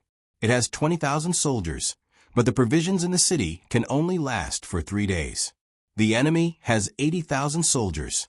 The enemy's counselor suggested that the enemy's commander should attack the city's granary at night and burn their provisions. This battle will collapse. Will you be the attacker or the defender? Wasn't this the Battle of Guandu? Yuan Shao led 80,000 soldiers to attack Cao Cao, who only had 20,000 soldiers. So you suggested burning Cao Cao's provisions. However, Yuan Shao didn't listen and locked Su Yu up. After that, Suyu joined Cao Cao and helped Cao Cao defeat Yuan Shao's 80,000 soldiers with 20,000 soldiers. I'll be the defender, Gu Jiao said. She was familiar with this part. Gu Chongqing nodded. Okay. My counselor suggested that I burn your provisions. I took his suggestion and led 500 soldiers to burn your granary. Gu Jiao said without changing her expression. This doesn't count. Let's do it again. I'll be the attacker. I'll take the suggestion of burning your provisions. Gu Chongqing said, I've already set up a trap for your 500 elite soldiers. I'll pretend to be your soldiers and head to your camp at night to burn down your supply route. Gu Jiao, somewhere in the camp. Han Lei and fifth grandfather Han sat on the ground. There were sumptuous dishes on the table in front of them. Fifth grandfather Han didn't eat meat, so the table looked sumptuous, but was actually full of vegetables. Han Lei said, military strategy is your strength. There shouldn't be any problems with the sand table deduction in the afternoon, right? Fifth grandfather Han slowly picked up 2 grains of rice with his chopsticks. Which level is the problem? Han Lei laughed. That's right. My fifth brother is smarter than anyone else. He's good at both civil and military matters. Which one can stop him? Your Majesty wants to use this method to make us hand over the Black Wind Cavalry. You're underestimating us too much. Fifth grandfather Han ate quietly, without saying anything. Han Lei sighed. Fifth brother, if you weren't poisoned, the family head position would have been yours.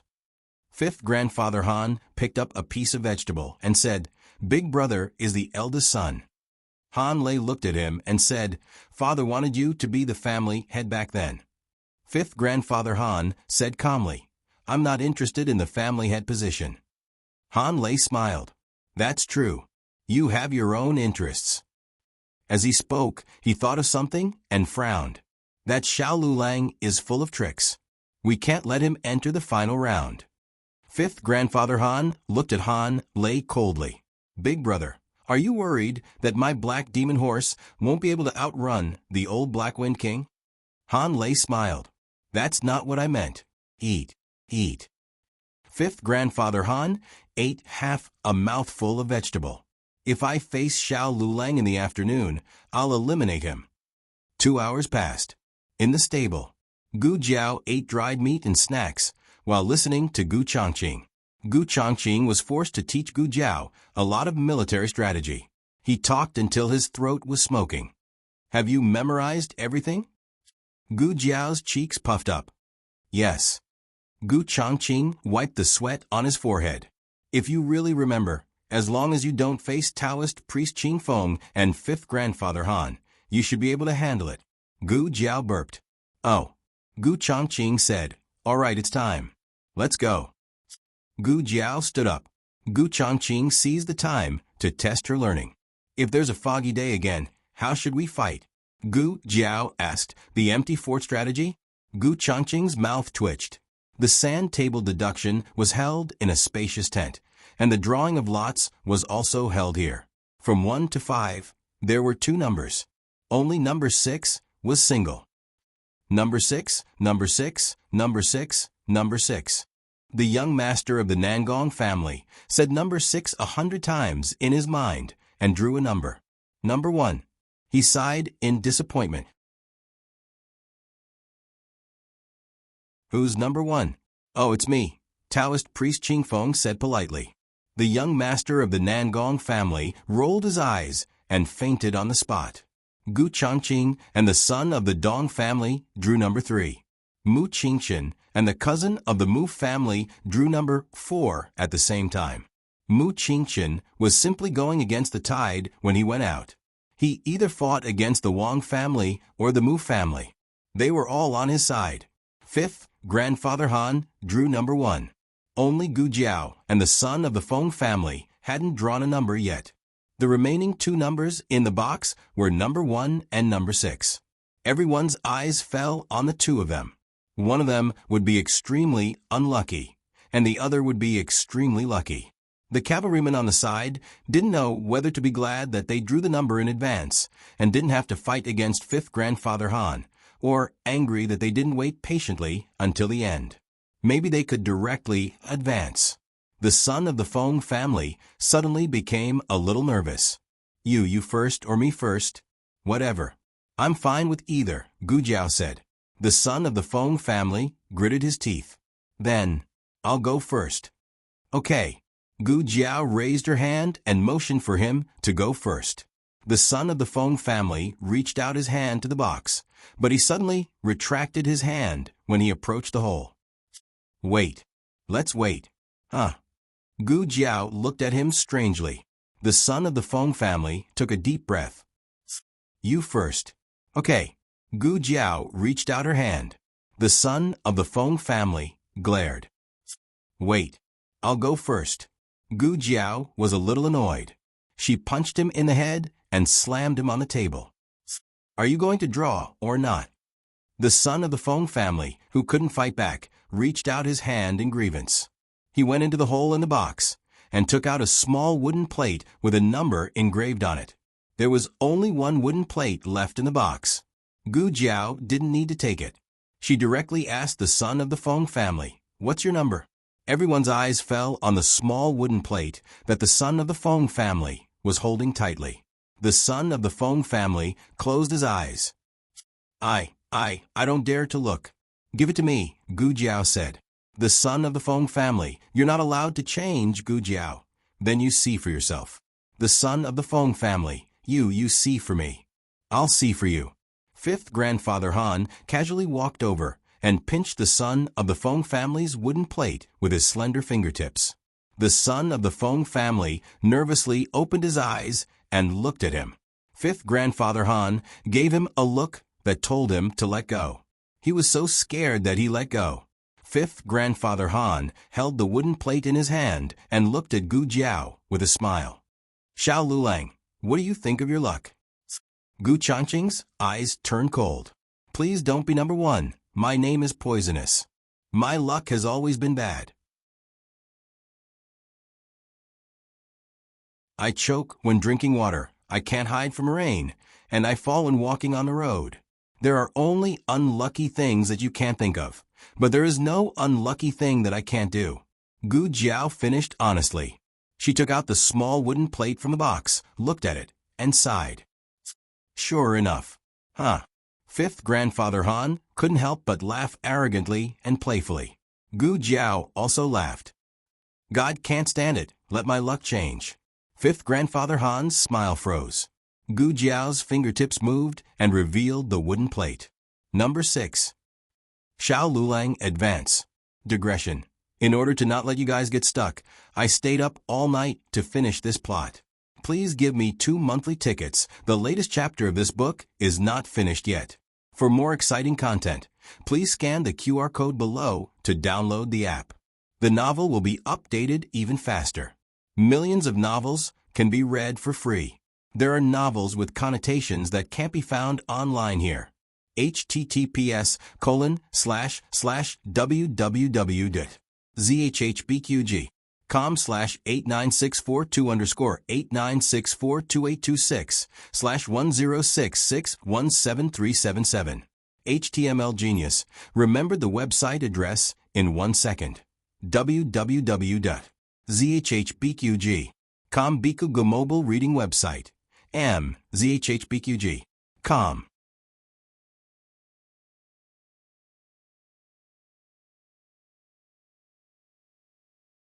Chapter 760. The latest chapter of this book is not finished yet. For more exciting content, please scan the QR code below to download the app. Novels are updated faster and more frequently. Millions of novels are free to read.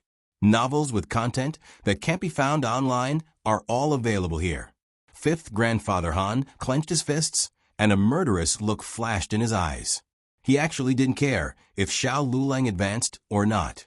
Even if he advanced, Xiao Lulang wouldn't be able to pass the last round.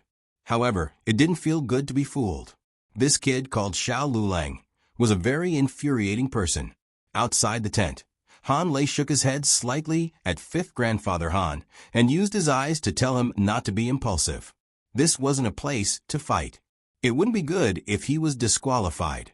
Fifth grandfather Han closed his eyes and exhaled a mouthful of turbid air. He calmed himself down and said to Gu Jiao, "It's just a futile effort." Gu Jiao nodded in agreement. "You're right. It's just a futile effort. Hurry up and admit defeat. Let little brother Feng compete with me in the next round." Feng Ling was so scared that he shuddered. In addition to the 11 selected candidates, there were also examiners from the imperial court and some cavalrymen who were disqualified but allowed to watch the competition. Everyone's eyes fell on Gu Jiao. This kid's face was damaged and he wasn't old, but he dared to use such an arrogant tone in front of fifth grandfather Han. Was he not afraid of death? Compared to the showy heir Han, this low-key fifth grandfather Han was the real killing god of the Han family. Old Master Han thought highly of him. If he hadn't been poisoned, even the position of the head of the family would have been his. Fifth grandfather Han wasn't easily angered. What happened just now was an accident. There wouldn't be a second time. He looked deeply at Gu Jiao. "See you in the next round." Gu Jiao shrugged. "Who knows? After all, I've advanced and you haven't." Of all people, this was a sore spot. Fifth grandfather Han clenched his fists. Outside the tent, Han Lei gave one of the examiners a look.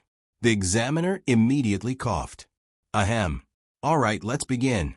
Xiao Lulang, you've already advanced. You can stay and watch the battle, or you can leave first." Everyone looked at her enviously. Why couldn't this kind of luck fall on their heads? Gu Jiao said helplessly, "Since the examiner wants me to stay, then I will reluctantly take a look." The examiner was speechless. The tent was spacious, and in the middle of it was a sand table. The examiners sat on the main seats, facing the entrance of the tent. The spectators stood in designated areas on both sides, guarded by 10 guards. The tent was very quiet. The first group was between the Feng family's legitimate son, Feng Ling, and Fifth Han. Those who could advance to this round were all capable. Feng Ling's strength was not weak, and he often studied the art of war at home. However, he was not on the same level as Fifth Master Han. Fifth Grandfather Han won effortlessly. Feng Ling walked to the spectator area dejectedly. The scion beside him comforted him. "All right, it's not like you lost to Fifth Master Han. You can even brag about it later." Feng Ling sighed. That's true. However, he had let his family down.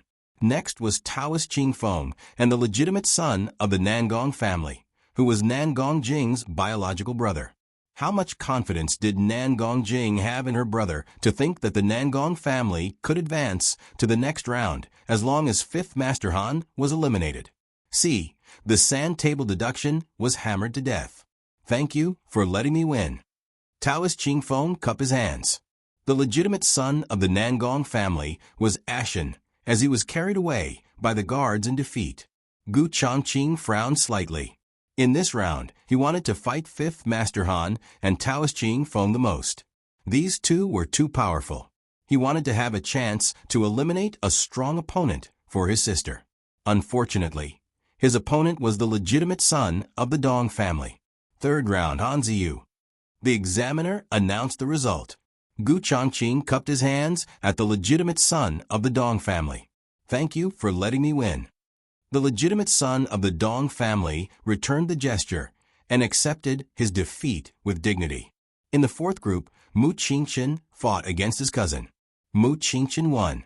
There was not much suspense in the first few groups, but the last group was a little surprising. One of them was a member of the Han family, and the other was a member of the humble class named Jun Xiuhan. In the first 2 rounds, most people paid attention to the members of the top 10 aristocratic families. Jun Xiuhan was so quiet that people ignored him. But in the end, he won again. At the very least, Gu Jiao was using the identity of Duke An's adopted son. Jun Xiuhan, on the other hand, was a descendant of a humble family. He was one of the few students who relied on the prize money to study at Jiannan Academy. It was also at this moment that people truly recognized this member of the humble class. This guy is so lucky. The aristocratic family members beside Gu Jiao whispered. Gu Jiao glanced at him. Why do you say so? The aristocratic family member said. It's not easy for him to reach this stage. He just defeated the Han family members. Just wait and see. The aristocratic families will definitely try to win him over. Gu Jiao said, Oh. The next round was a 300-mile raid. It was said that the king would personally set the topic. The specific location and rules would only be announced on the day of the selection. After coming out of the tent, Gu Jiao went to the stable to find the Black Wind King. Gu Changqing followed her. The last round is in 3 days. Let the Black Wind King recover in these 3 days. I will. Gu Jiao agreed.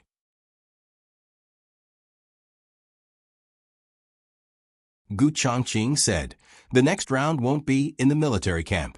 You have to be careful. If the Han family has any plans, I will find a way to inform you. Gu Jiao nodded. You have to be careful too. Qi Xian and Han Yi have seen you. Don't run into them. Gu Changqing, who was cared for by his sister, was very happy. He nodded. Okay. As they spoke, the two arrived at the Black Wind King's stable.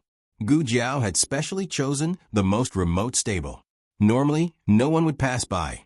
In the end, when the two of them arrived at the scene, they found 2 unconscious guards lying in the stable. The guards were wearing the Han family's cavalry armor. One of them had a crooked nose and a slanted mouth, while the other had a swollen face. The Black Wind King stood proudly in place. Gu Jiao checked the Black Wind King's food trough. There's poison. These two are here to poison the Black Wind King. However, they didn't expect the Black Wind King to be so powerful. Not only did they fail to poison the guards, but they were also knocked out by the Black Wind King. Gu Jiao patted the Black Wind King's head with gratification. Boss is mighty. Boss is amazing. Gu Changqing also looked at the Black Wind King with emotion. What a good horse. Gu Changqing couldn't stay for long. After a few words, he went to meet up with the Han family members. Gu Jiao held the Black Wind King's hand and left the military camp. Xiao Heng's carriage was parked at a fork in the road not far away. Thinking that he had been cooped up in a carriage for the whole day, Gu Jiao quickened her pace. However, when Gu Jiao arrived at the fork in the road, something troublesome happened. There were 2 carriages parked on both sides. One belonged to Xiao Heng, and the other belonged to the Duke's estate. The curtains of the 2 carriages were lifted at the same time. Xiao Heng and Duke N's faces were revealed. The 2 of them looked at Gu Jiao expectantly. They were waiting for Gu Jiao to get on the carriage. Gu Jiao was speechless. Gu Jiao braced herself and walked over. She stood in front of the 2 carriages. Second Master Jing stuck his head out of the window. Hey, Luleng, why don't you get on the carriage? Gu Jiao rolled her eyes and quickly introduced. This is Duken. This is Second Master Jing. This is my friend. For pairs of eyes looked at each other at the same time. Duke N's head couldn't turn. Second Master Jing widened his eyes with his fingers. He wanted to see his eldest brother's share as well. Gu Jiao calmly lifted her foot in the direction of Xiao Heng. A murderous aura burst out from Duke, and Gu Jiao blinked and lifted her foot in the direction of Duke, and Xiao Heng's murderous aura also spread out in an instant. Gu Jiao's little Geo. It had nowhere to put it, so it could only stand on one leg. Second Master Jing got off the carriage and came to Xiao Heng's window. He looked at him carefully for a long time. Suddenly, he slapped his head. Brat. It's really you. What are you doing? Didn't you recognize the Duke's carriage? Didn't you know to come over and say hello? I was wondering who had been standing here all day. Xiao Heng, who was stunned by the slap, was speechless. Empress Xianyuan was Xianyuan Li's younger sister, while the Crown Princess and Xianyuan Zi were cousins. According to seniority, Xianyuan Zi was the eldest grandson's aunt, while Duke N was the eldest grandson's uncle. Every time Shangguan Qing returned to the capital, he would stay in the small courtyard for a few days. After Duke became a vegetable, he also secretly went to visit him. Outsiders didn't know that Shang Guanqing had private dealings with the Duke's mansion, but Second Master Jing knew. From the slap that Second Master Jing gave, Shang Guanqing, his uncle, and Second Master Jing were very close. Second Master Jing saw that Xiao Hung didn't make a sound and said in disbelief, "What? It's only been a year. Don't you recognize me?" He couldn't ruin his image. Xiao Hung smiled. "I recognize you," Second Master Jing said unhappily. "Then why didn't you greet me? How would I know what Shang Guanqing called you? Duke and is his uncle, you aren't." Second Master Jing said, "I thought you didn't even recognize your little uncle." "Wait, shouldn't I politely call you Uncle Jing? How did you become my little uncle? How could you be so close?" Second Master Jing, who could even make Xian Yuan Cheng his brother-in-law, felt that making him his little uncle wasn't a problem at all. He didn't treat himself as an outsider at all. Thinking of something, Second Master Jing looked at Gu Jiao and then looked at Xiao Hung. He asked, "All right, just now Lu Lang said you were his friend. Do you know Lu Lang?" "Yes, we know each other. My mother was seriously injured, and it was Lu Lang who treated her. Now Lu Lang is staying in the Qilin Hall, so it's convenient for him to continue treating my mother." "I see." Second Master Jing suddenly understood and didn't question the truth of the matter. Firstly, he had heard about the Crown Princess's injury. Secondly, he had seen Xiao Liulong's medical skills with his own eyes. "How's your mother's condition?" Second Master Jing asked. "The operation was very successful. She's out of danger. She's currently recuperating in the State Preceptor Hall," Xiao Hung said. Second Master Jing secretly sighed. "That's good." Although the government announced that Shang Guanyan was out of danger, but when it was confirmed by Xiao Heng's mouth, his heart was completely at ease. "Your voice changed a little," Second Master Jing said. "It's better than before. Like I said, once a boy's voice changes, he won't have a goose voice anymore." Xiao Hung broke out in a cold sweat because of him. Xiao Hung smiled. "Little uncle is right. Let's go, let's talk in the carriage. Your uncle is also here." Second Master Jing pulled Xiao Hung into Duke Fu's carriage. Gu Jiao was also brought into the carriage. Xiao Hung secretly glanced at Gu Jiao. Gu Jiao glanced at Duke Fu and winked at him. Duke Fu's gaze fell on Xiao Heng's handsome face. Xiao Hung subconsciously touched the mole under his right eye. He smiled and greeted, "Uncle." Duke Fu's eyes moved. He dipped his fingertips in water and wrote on the armrest, "I want to eat fruit. You two go and pick some." "We too." Second Master Jing counted in the carriage. His eldest brother was in a wheelchair and Xiao Lu Lang was sick. No matter how he looked at it, these two referred to him and Xiao Lu Lang. It was rare for him to have a tacit understanding with his eldest brother. He said to Gu Jiao, "Lu Lang, I'll go over there to pick fruit." "Oh." Gu Jiao got up and glanced at Xiao Hung. Xiao Hung nodded slightly at her. Gu Jiao and Second Master Jing got out of the carriage. The High Duke had a panoramic view of the two of them. After the footsteps went away, Duke Fu wrote on the armrest, "You are not Shang Guanqing." Xiao Hung pinched his fingertips. Duke Fu continued to write, "Who are you to her?" It was she, not he. Xiao Hung didn't think that the #1 scholar of Xingdu, who was full of wisdom, would make a mistake. There was only one possibility. He knew that Gu Jiao was a girl. How did he know? Did he find out himself? Or did Gu Jiao tell him? Gu Jiao used the identity of Duke Fu's adopted son to participate in the selection of the Black Wind Cavalry's commander. It was the State Preceptor who showed up, so Xiao Hung did not think much of it. But now it seemed that Duke Fu's understanding and concern for Gu Jiao was a little more than he had imagined. Duke Fu wrote again, "Who are you to her?" The second she. Xiao Hung was completely sure that Gu Jiao's identity as a girl had been exposed to Duke Fu. After Duke Fu recognized that he was not Xiao Qing, he did not ask, "Who are you?" or "Why did you pretend to be Xiao Qing?" but "Who are you to her?" From this, it could be seen how important Gu Jiao was in Duke Fu's mind. Why did Duke Fu care so much about Gu Jiao? Was it because Gu Jiao had treated Duke Fu's illness once or twice? Many doubts flashed through Xiao Heng's mind, but one thing he was sure of was that Duke Fu would not hurt Gu Jiao. "I am her husband." Xiao Heng told him the truth. Duke Fu's face suddenly darkened. The latest chapter of this book is not finished. For more exciting content, please scan the QR code below to download the app. The novel is updated faster. Millions of novels are free to read. There are novels with connotations that can't be found on the internet here. https://www.zhbqg.com/8964-2_896/106596353. HTML Genius remembered this site's address in a second. www.zhbqg.com Bikugo mobile reading website. zhbqg.com. You're tuning in to the Echo Reads YouTube channel.